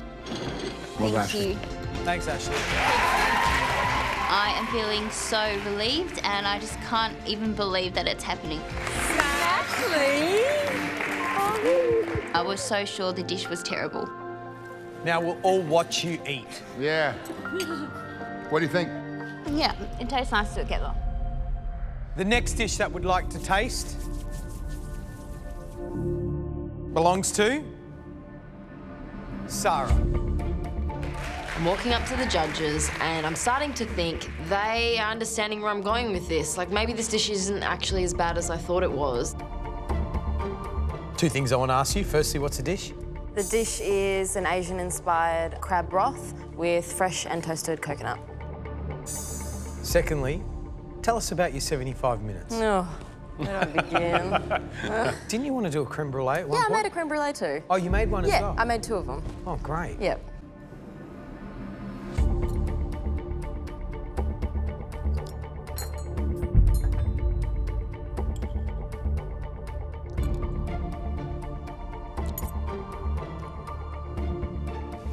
Just imagine if you just focused on this dish and nothing else. But, I mean, that is brilliant. But can you imagine what it could be? But it's brilliant. I love it.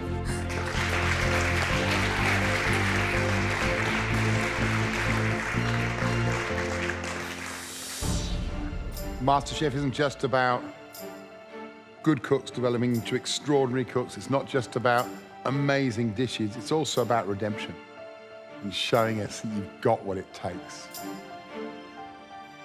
Georgia, come on down.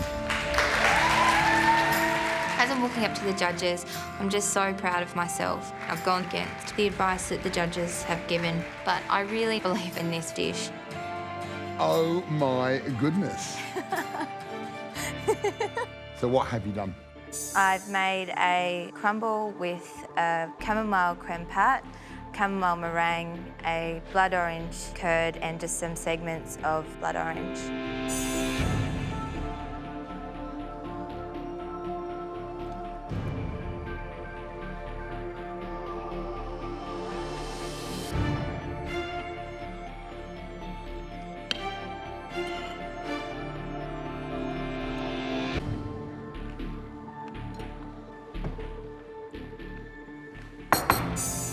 Oh. That is a big spoonful, Matt Jesus, Preston. me. What did you do? do? Left or what? There wasn't much there. That means he loves it when he taps it. He loves it. Yeah, you're not wrong either, are you? I knew you'd like it. Every time you guys deconstruct something, I go, oh, I'm visualising, you know, the perfect little tart with exactly those flavours, right?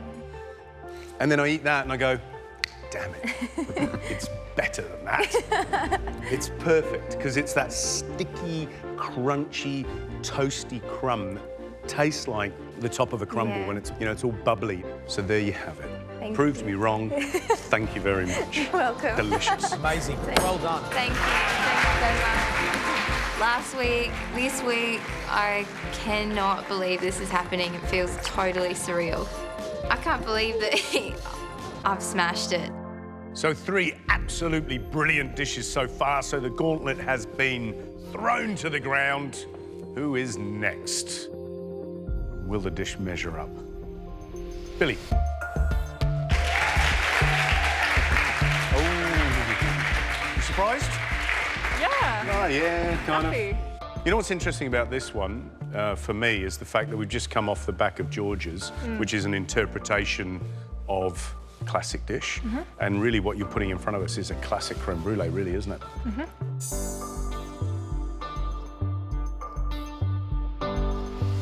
Two things, brulee, correct? Second thing is that custard, silky smooth and delicious. Of course.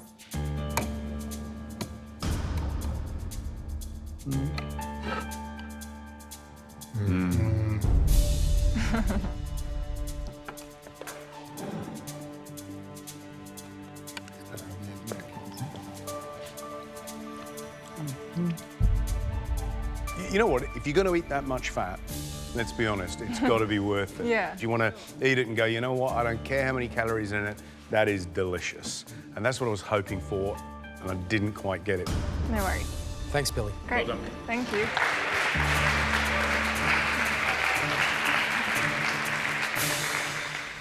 Well, this is it. The last spot in the top 5 of this mystery box challenge. And that last spot belongs to Reynolds. The judges really want to see some passion in me, and the way I'm going to sell that to them is through my plating. Love it. Love a little plate up at the pass. Yeah, I like this. Right, off you go, Bit of Reynolds. theatre. I've got a blood orange granita with a salted caramelised popcorn, blood orange zest that I've candied, toasted coconut shavings with a chamomile ice cream. Little quenelle. Oh, yeah, baby. That is the best quenelle I've ever seen on MasterChef.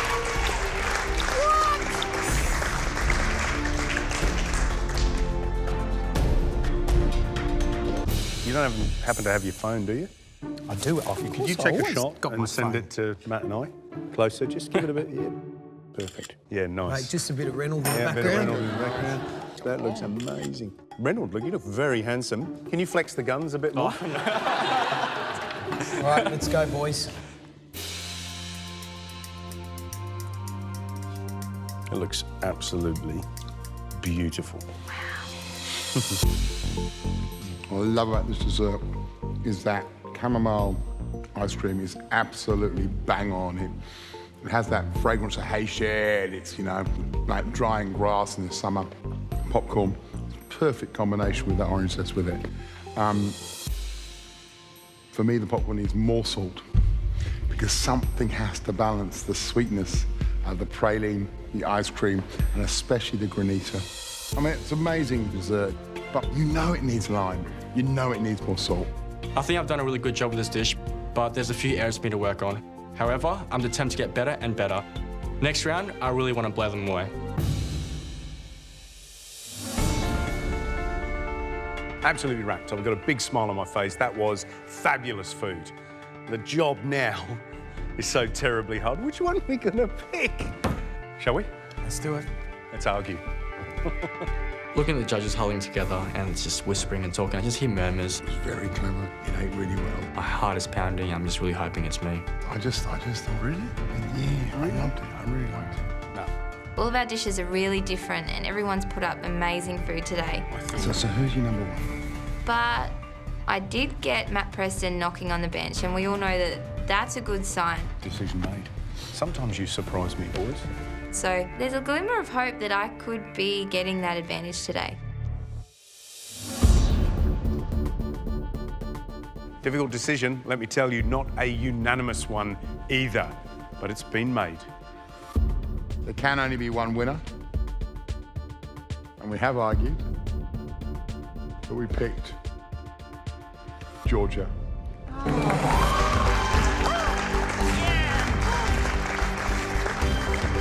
I don't believe it. This is crazy. I'm a walking roller coaster. I'm in elimination one week. I'm winning the advantage of the mystery box challenge the next week. I can't tell you how happy I am. Wow. Wow. How do you feel? Amazing. Hey? That's crazy. Isn't it? It's not bad. It's really good. Well done. I mean, the dish was gorgeous and so yummy. And now you get the advantage in the first invention test of the year. Oh, so cool. Thank you so much. We're really looking forward to this one. It's a beauty. It's something that's really close to our hearts. Georgia, do you want to find out what your advantage is? Absolutely. Follow Gary and I. Come on. Into the pantry.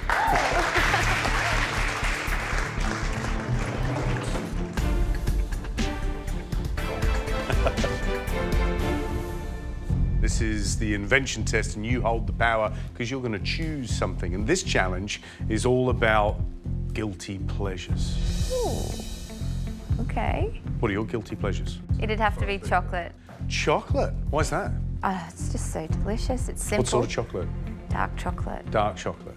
Well, this is where the power is. Yes. You're going to pick the one ingredient that everyone else has to cook with. Okay. Shall we find out what's under the covers? Yes, let's do it. Let's do it. Yep.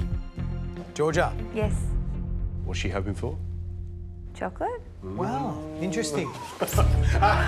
Chocolate it is. Beautiful. Beautiful chocolate in all shapes and forms. It's a gorgeous ingredient. Mm-hmm. And I reckon you're playing to everyone's strengths. Well, if you pick chocolate, yeah, you might be. What do you reckon?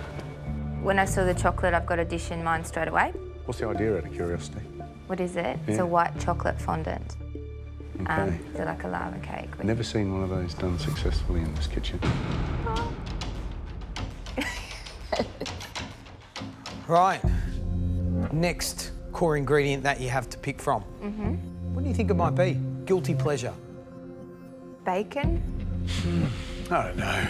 Is bacon a guilty pleasure? It is for Matt Preston. I love bacon.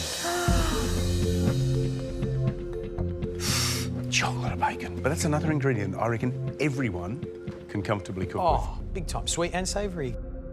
So you've picked 2 of the 3 ingredients, which is fantastic. What do you think the final core ingredient is? Cream? Butter? There's Dairy? There's a thing. I know I feel guilty when I eat cheese. Cheese! Cheese, Georgia, cheese. Yum. And you know what? For me, if you can think of a dish with cheese, I think it takes longer for the contestants to come up with something that's creative and interesting than just crumbling some cheese over a salad. Yeah. There's so much you can do with cheese. So much. So much. I love chocolate. It's my guilty pleasure. I'm immediately drawn to it. It's just, is cheese maybe the way to go because I love it and it could definitely throw people off.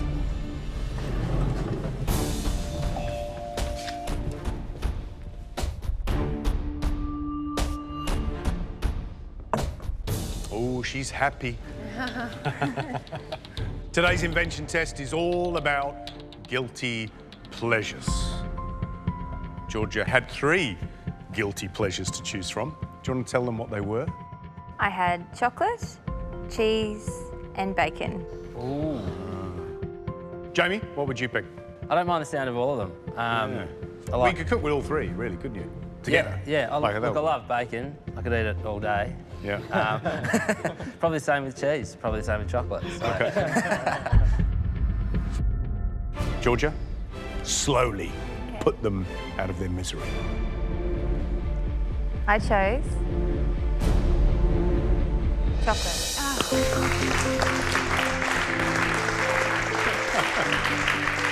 I was just looking at James's face then. He just went, oh. When I hear it's chocolate, I get a little bit worried. That's one of my weaknesses.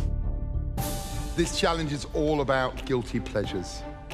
We wanted you to bring us the sort of decadent extravaganza, the sort of secret guilty pleasure. You turn off the lights to eat. The top 3 dishes have a chance of the first immunity of the season. The bottom 3 will find themselves in a pressure test tomorrow. So you got it?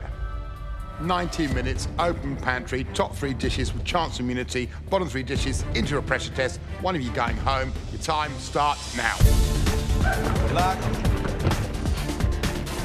Oh my God. What's this one? 72.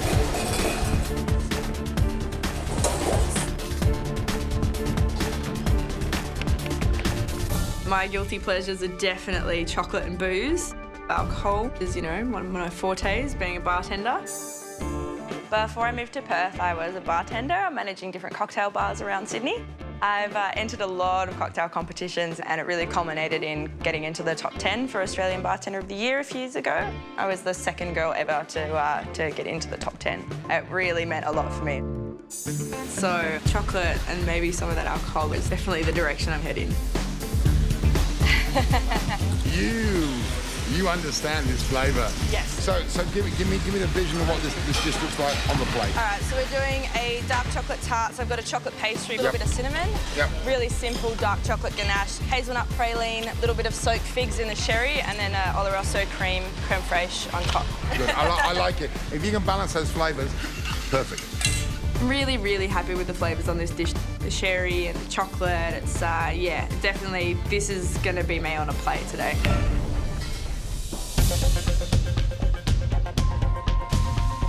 So how many desserts do you reckon we're going to get? 22. 22 desserts. And quite no frankly, savoury dishes? We want guilt, don't we? We want ice creams, we want sauces, we want crispy, crackly, crunchy stuff. We want the stuff you lift. You do that and you lift the bedclothes over your head and you just eat like that. I'd be interested to see who actually knows chocolate. Yeah. So you want to see some tempering, you want to see some interesting little techniques. That's right. Yeah, make me something decadent, but make it sophisticated. The judges made me really nervous about that fondant. Have you made the white chocolate fondant before? I have, and it's something that my friends and family absolutely love. So is it crispy on the outside, gooey in the middle? Yes. You're going to guarantee us a gooey centre because the whole dessert, It's not the a- whole thing relies on cutting into that dessert and finding a gooey runny centre. Gooey centre. Gooey centre. Gooey centre.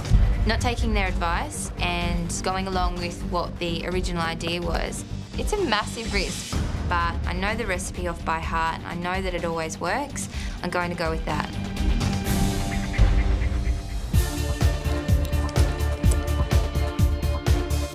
We have 90 minutes to put up an indulgent chocolate dish with the top 3 facing off to win an immunity pin, but the bottom 3 go straight into a pressure test. Today I'm cooking a chocolate ganache tart, purely because of the reason it's the only sort of thing I've cooked with chocolate before. Desserts are one of my weaknesses. I love cooking classic dishes from local produce. You know, I love sort of the paddock to plate philosophy.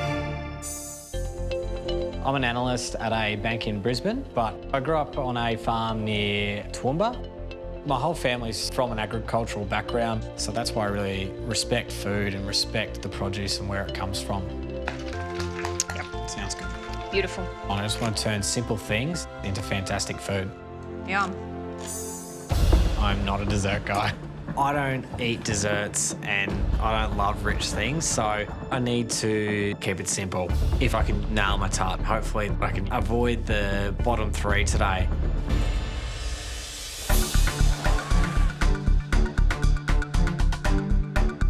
As soon as I hear George say he wants something that's seductive, and he wants something that's a guilty pleasure, the first thing that came to mind was the forbidden apple. Something that's like to tempt you. Adam and Eve, forbidden fruit, it just makes sense. The idea I have in my head is an apple. It's got to be something that's going to be wow to the judges, so I was like, I got to go all out. Reynolds, you dream of being a high-end pastry chef, don't you? Yeah. Why are you confident? I would have thought you'd be going, yes, this is the challenge. I'm it's going to be chocolate, but I'm really gambling on this. Yeah, so now what are you going to make? I just want to try and recreate something that's like a forbidden fruit in a way. Try to make something look like an apple, which is quite... OK. So you're going to use a mould that's going to be frozen and going to be stuffed in the middle, is that the idea? Yeah, I've got hemisphere moulds just freezing at the moment. Yep. I'm just going to dip that into ganache and then into the red cocoa butter. I love it. It's fantastic. Yeah. It's like watching someone working a pressure test with a recipe set by a top chef. So if you do pull it off, it'd be massive kudos to you. Massive. It's ridiculous, 90 minutes to think of this dish. It's got a lot of elements, it's got a lot of techniques that I need to keep right. I feel really scared that it's gonna fall apart or gonna break. It's a make or break dish. Remember, we're looking for something delicious, decadent, and devilishly tasty. 1 hour to go. Come on, guys. Let's go.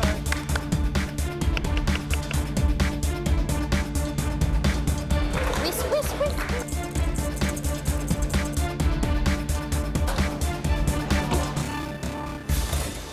Right, Ashley. Yes. Guilty pleasure. What is it? I love chocolate. I was really excited that Georgie picked chocolate. It's my most favourite thing. What are you cooking? A chili cocoa panna cotta with raspberry sorbet, raspberry curd, and a chocolate puff crisp. I'm feeling positive, but also feeling a little bit of pressure because I did do pretty well this morning, so I want to keep that up for this afternoon. Today I'm making a chocolate with an orange blossom pistachio and cardamom torte and a white chocolate and pistachio sauce. I really love cardamom and orange blossom. Being Lebanese, it's one of our favourite sort of things to flavour things with, so I'm hoping to show the judges a little bit of my Middle Eastern background today. Cardamom is an unusual flavour to put with chocolate, but it works really well together. My aim today is definitely to do something different, something that represents me. I want to be inventive because it's an invention test, and I really want them to notice what I've done today. Okay, all right, we're getting there. Today I'm making a chocolate terrine with a coffee bean anglaise. The terrine is cooked in the oven in a water bath. Ideally, the texture when it comes out of the oven should be halfway between a cake and a fudge. It's not quite there yet. Just need to leave it in there and keep it going. I've had mixed success at home. I've probably cooked it 4 times at home and 2 times it hasn't worked out. It just hasn't set in time. So it's a bit risky doing it today, but I think I've ironed out where the issues are in my head. I'm just keeping it in there as long as possible to give myself the best chance, really. I think I've still got enough time, but if it doesn't set, pretty much going to be plating up a runny, kind of half-cakey, chocolatey mess to the judges. It's time to get yourself together because you've got 30 minutes to go. Come on, guys, let's go. Come on.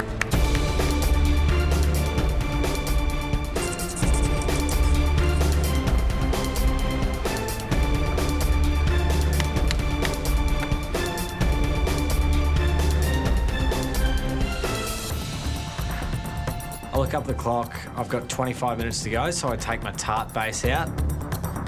It hasn't worked. Like, a bit cracked, a bit flaky, so I'm going again. I think I'm gonna have to make another tart. I'm wondering whether I've got enough time. My brain's ticking into overdrive, what do I do?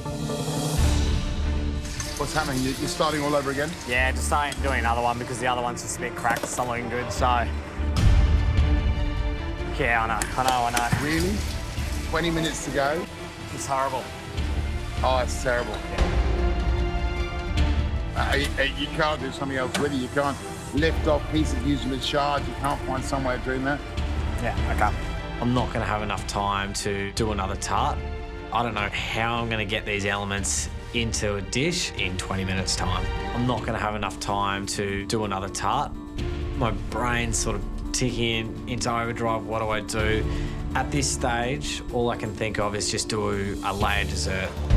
It's not a tart, but it's still all the elements that I was going to do, so I'm just hoping the flavour's right and it's all good to go.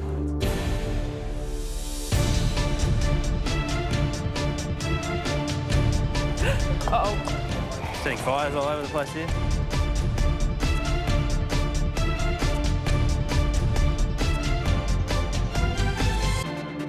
Today's really important for me to balance the flavours of my cake. I need to make sure the chocolate comes through, that the orange and the orange blossom come through, and that the cardamom come through, and that they don't overpower each other. I'm tasting as I go, and I'm just a bit worried that I can't really taste the cardamom flavour. It's just not coming through strong enough. So I'm adding, tasting. I haven't made chocolate cake with these flavours before, but I feel like I've got the right balance.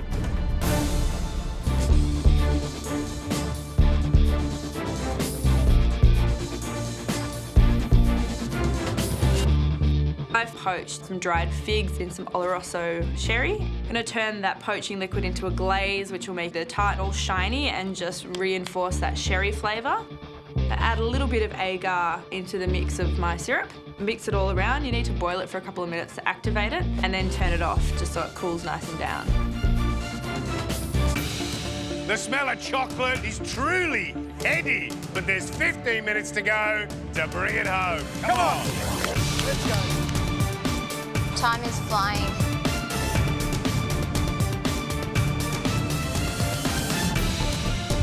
Something smells burny. Whoa. Ah, crap. I've just burnt my glaze. I thought I turned the hob off, but I turned it to full. My agar syrup is smoking away, billowing. It's really burnt, and I've only got about 10 minutes left. I have to throw this out and start again. It's not going to have the same depth of flavour as the last one, but I'm just going to try and pack it in last minute, see what I can do. Whoop. Accidental flambe.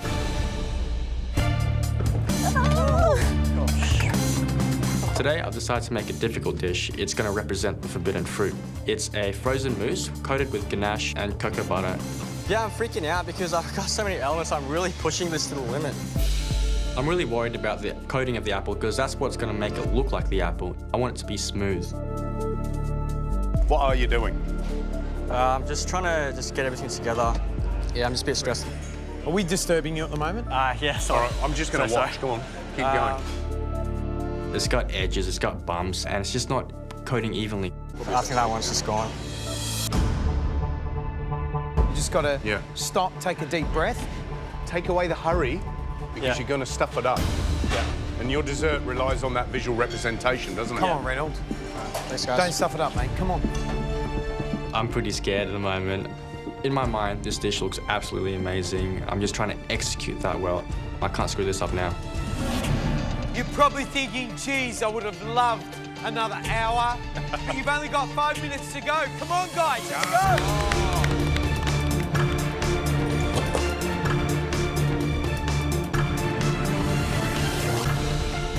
I've got to get the tureen out of the oven. There's no time left, so I'm just praying that it's done, because if it's not, I'm in real trouble. It collapsed on itself. It looks like the centre's not set at all. This is a shocker. Oh, what happened? It didn't set What happened? What happened? Doesn't set quite the way I'd like it to, but I've got a piece at the edge here that's hopefully okay. I've got no choice. I've got to cut the edges off and get a piece on the plate. I'm not very happy with my terrine, but I think my coffee on glaze is good, so hopefully that will save the dish. You know, it's still going to taste good, so hopefully it's not a bottom 3 dish. Let's go, guys. The damn thing's cooked. I'm trying to jam everything into this glass. I've got my ganache in the bottom. I've got the tart base, which I can use to make a crumb. And I'm just starting to put the sour cream in there with the siphon gun, but I'm so worried. All I can think about is this bottom 3 and go into this pressure test. Right, this is it. 2 minutes to go. Hurry up, come on. It's time for the final coating, which is the red cocoa butter coating. I'm really happy. It looks like an apple, and I can't believe I've done it. On little panna cotta. It's set pretty nicely. I then top the panna cotta with some candied chilli. I'm pretty happy with it. It's not too hot, but it's got a little chilli kick. I've got all the little elements on the plate. Everything tastes fantastic, and I'm just waiting on those lava cakes. Everything's riding on those cakes right now. Far out and not cooked. I'm devastated. The one thing that I have to nail has collapsed everywhere. God. I'm running out of time. At this point, I think I could be in the bottom 3. 30 seconds, let's go. Boom, boom, shake the room, come on. Oh my God, my heart is racing. I'm just throwing all the elements in the glass. It looks dirty, it looks ugly. I'm so worried. But I have a bit of a secret weapon. I think it could get me over the line. 10 seconds. 9, 8, 7, 6, 5, 4, 3, 2. We're helping. 1. That's it. Time's up. Well done. I did it, mate. Looks good, mate. Well done. Oh, I mean, that looks amazing. I'm really happy with how it turned out. My glaze probably doesn't have the same complexity of flavour, but it's shiny and it's set, so I'm happy. I'm happy with what's on the plate. The soil turned out really beautiful. I'm happy with the flavour of the cake. I actually think I've done a really good job today. I'm pretty happy with the dish. You can never tell who's going to be in the top. I haven't seen everyone else's dishes yet, but hopefully it'll be good enough.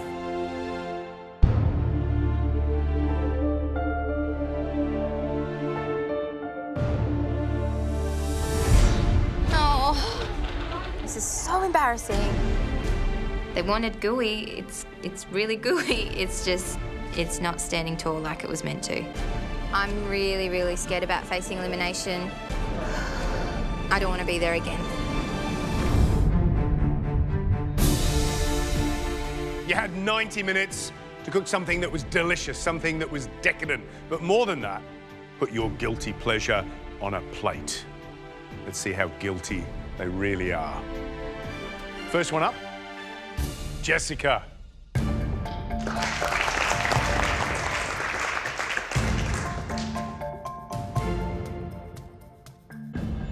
It's a chocolate ganache tart with figs poached in some Oloroso sherry and Oloroso sherry cream. Oh, there's a good start. They're soft. Wow. Look at that. Soft, soft, soft.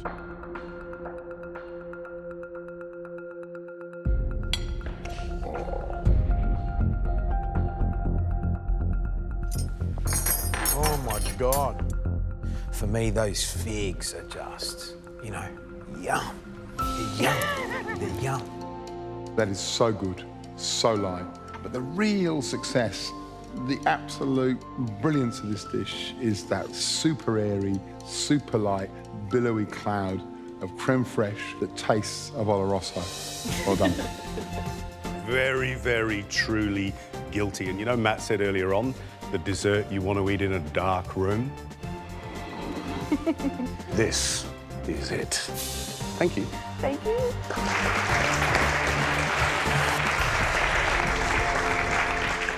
Rose. It's a chocolate, orange blossom, cardamom and pistachio flourless cake with a chocolate soil and orange peel praline with the white chocolate and pistachio sauce. Looks decadent. Yeah. You've hit the nail on the head with that. Yep.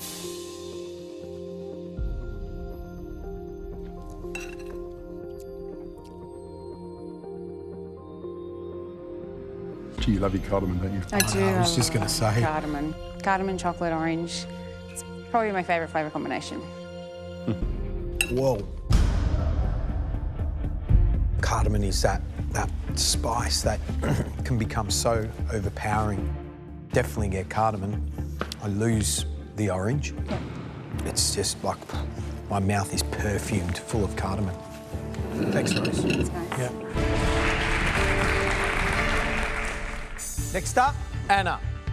It is a white chocolate parfait with a basil and berry salad. It's fresh fruit and cream, but delicious.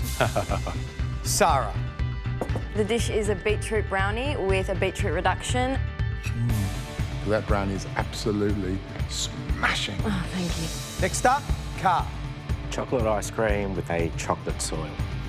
The ice cream's silky, smooth and chocolatey. It's a good dessert. Christina. A chocolate ganache tart with a raspberry jelly surprise. Oh. The surprise of that jelly, it sets you apart. Well done. Thank you. Matthew. So I've got a white chocolate bowl. Jeez, a lot going on. worked hard. The name on the door says Invention. And you've definitely done that. Thanks, guys. Thanks. Jamie, let's see how decadent you've got. Week 2 in an elimination challenge, not where I want to be. I had a bit of a shock of a cook, but if it just comes down to how it tastes, I may survive. So I'm just fingers crossed at this stage. Jamie, I don't know whether this dessert is decadent, but it looks like you've gone 3 rounds with your chocolate cake. Yeah, I lost, clearly. Now, Jamie, what were you intending to make? So the dish was a chocolate terrine with coffee bean anglaise. It hasn't quite set as nicely as I would have liked. Is that scrambled, is it? Yeah, it's scrambled.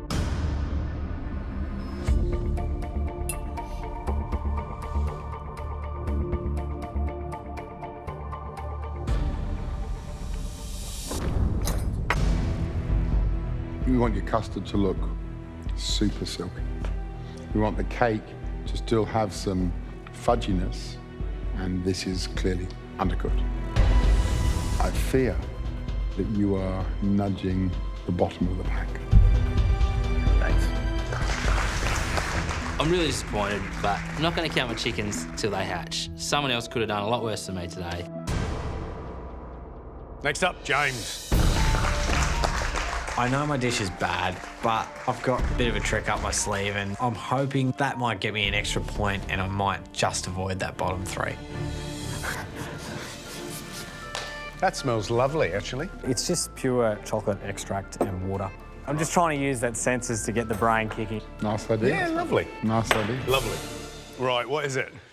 It's a layered dessert. There's chocolate ganache at the bottom, sour cream and fresh fruit in there. Dirty glass, dirty glass. Yeah. Did something go wrong? What was it going to be? So it was supposed to be a chocolate ganache tart. It's not my proudest moment. I wouldn't even serve that at home. If I was having people around for dinner, I'd be telling my girlfriend to go down to the shop and get something else.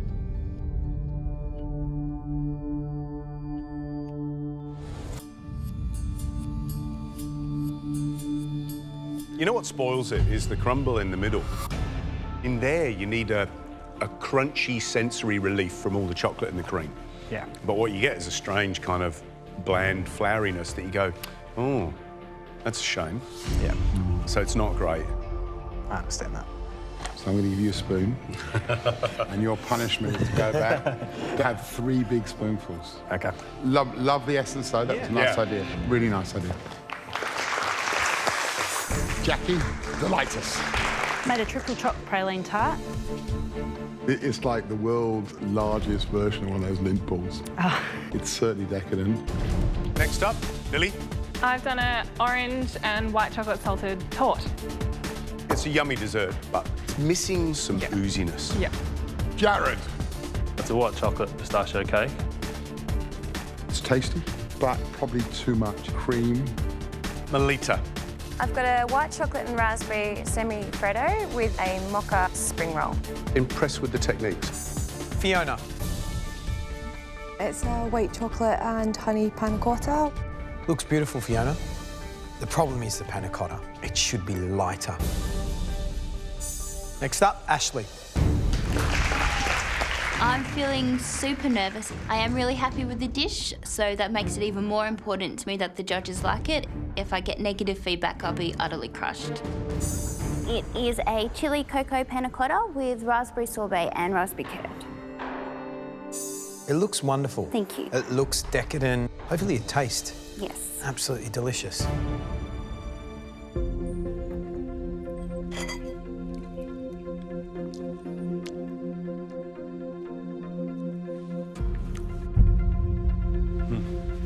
Well, that's positive.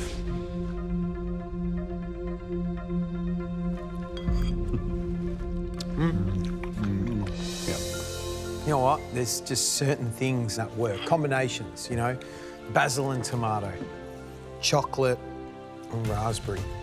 And that is just yum. And what I love is, you said it's a panna cotta. I love that sort of fudginess about it. And it's smooth. That lovely little hint of chili in the background and that refreshing raspberry sorbet. It's wonderful.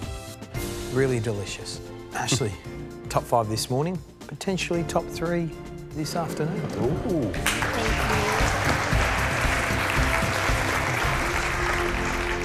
The next dish we'd like to see is Georgia's. I'm devastated. The one thing that I had to nail has collapsed everywhere. Oh, Georgia. I know that I'm definitely not going to be in the top 3 today. I'm just hoping that I'm not in the bottom. I really can't do another elimination. The next dish we'd like to see is Georgia's.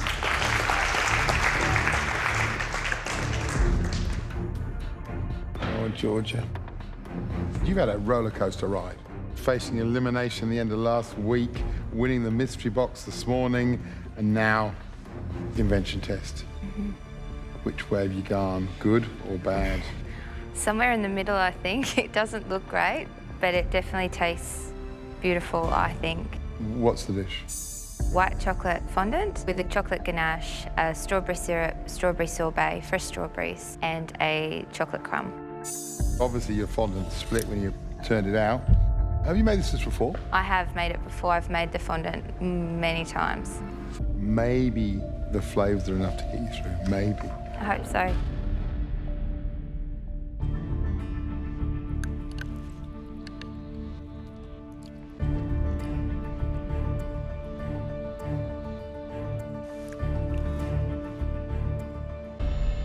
That really sweet flavour of the fondant, which is split, is great, and it goes beautifully with the strawberries. But you don't need to do so much sometimes. Okay. Think about what the dish is. Yes. And then make that bit. Yes. And then put the other bits around it. Yeah. Yes? Yes. And that dish is a white chocolate fondant. Yes. And watch Gary nodding. Yes. All you got to do. I'll take it on. Thank you, Georgia. Thank you. I had the advantage. I was meant to do a good job and I didn't. I really can't do another elimination. Next up, Reynold.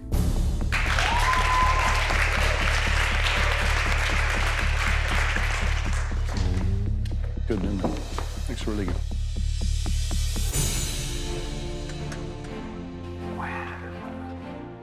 Reynold, what's the dish?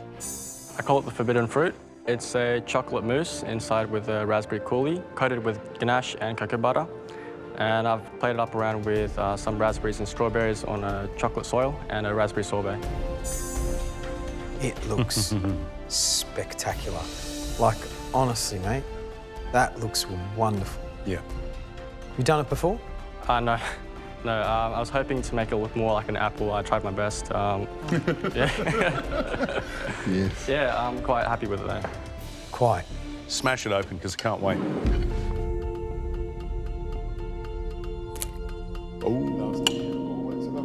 Oh, yeah, baby. Oh, yeah. Gee. Oh, yeah. Yeah, that is ridiculously good.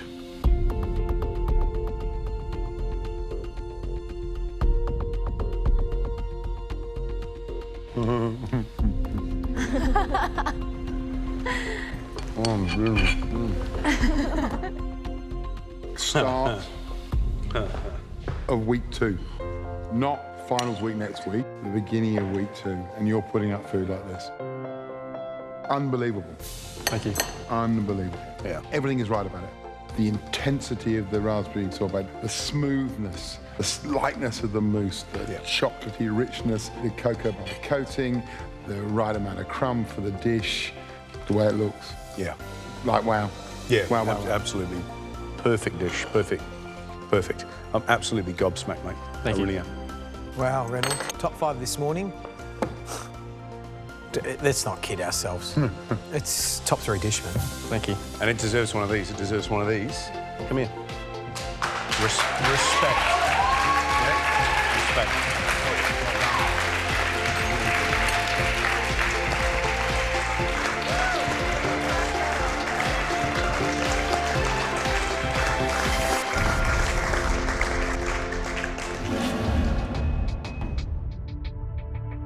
Today's challenge was all about guilty pleasures. We asked you to bring a decadent, delicious and devilish dish, all to celebrate chocolate. Remember, the top 3 get to battle it out for immunity. But the bottom 3 go into tomorrow's pressure test. Reynolds, please step forward. Yours was definitely the dish of the day. Well done. I finally feel like I do really belong in the competition. Today, I wanted to prove that I can cook, and I did. Joining you to fight for the chance to cook for the first immunity pin of the season are Jessica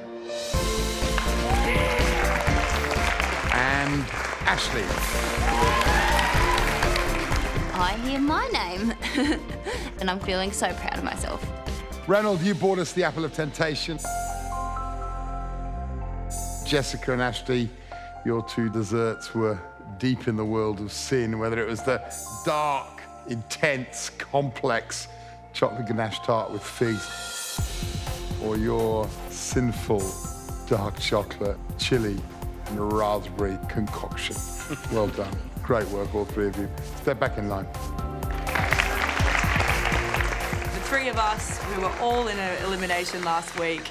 We're here, we've won, we're the top 3. It couldn't be better. Unfortunately, 4 of you didn't do so well. I thought there was only 3. If I call your name, please step forward. Jamie.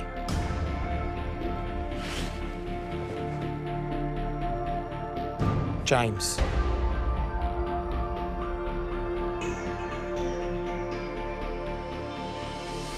Rose.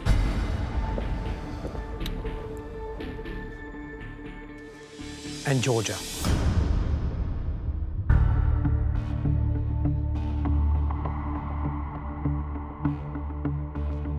Jamie, your anglaise was scrambled and your cake wasn't cooked. James, on your own admission, you wouldn't serve that dish to your guests. Rose, the cardamom was so overpowering and the dish was too dry. Georgia, you had the advantage today. It should have been your day. Your white chocolate fondant, it collapsed. It was a disaster. But at least the flavour of strawberry and white chocolate were true, and that's why you're safe.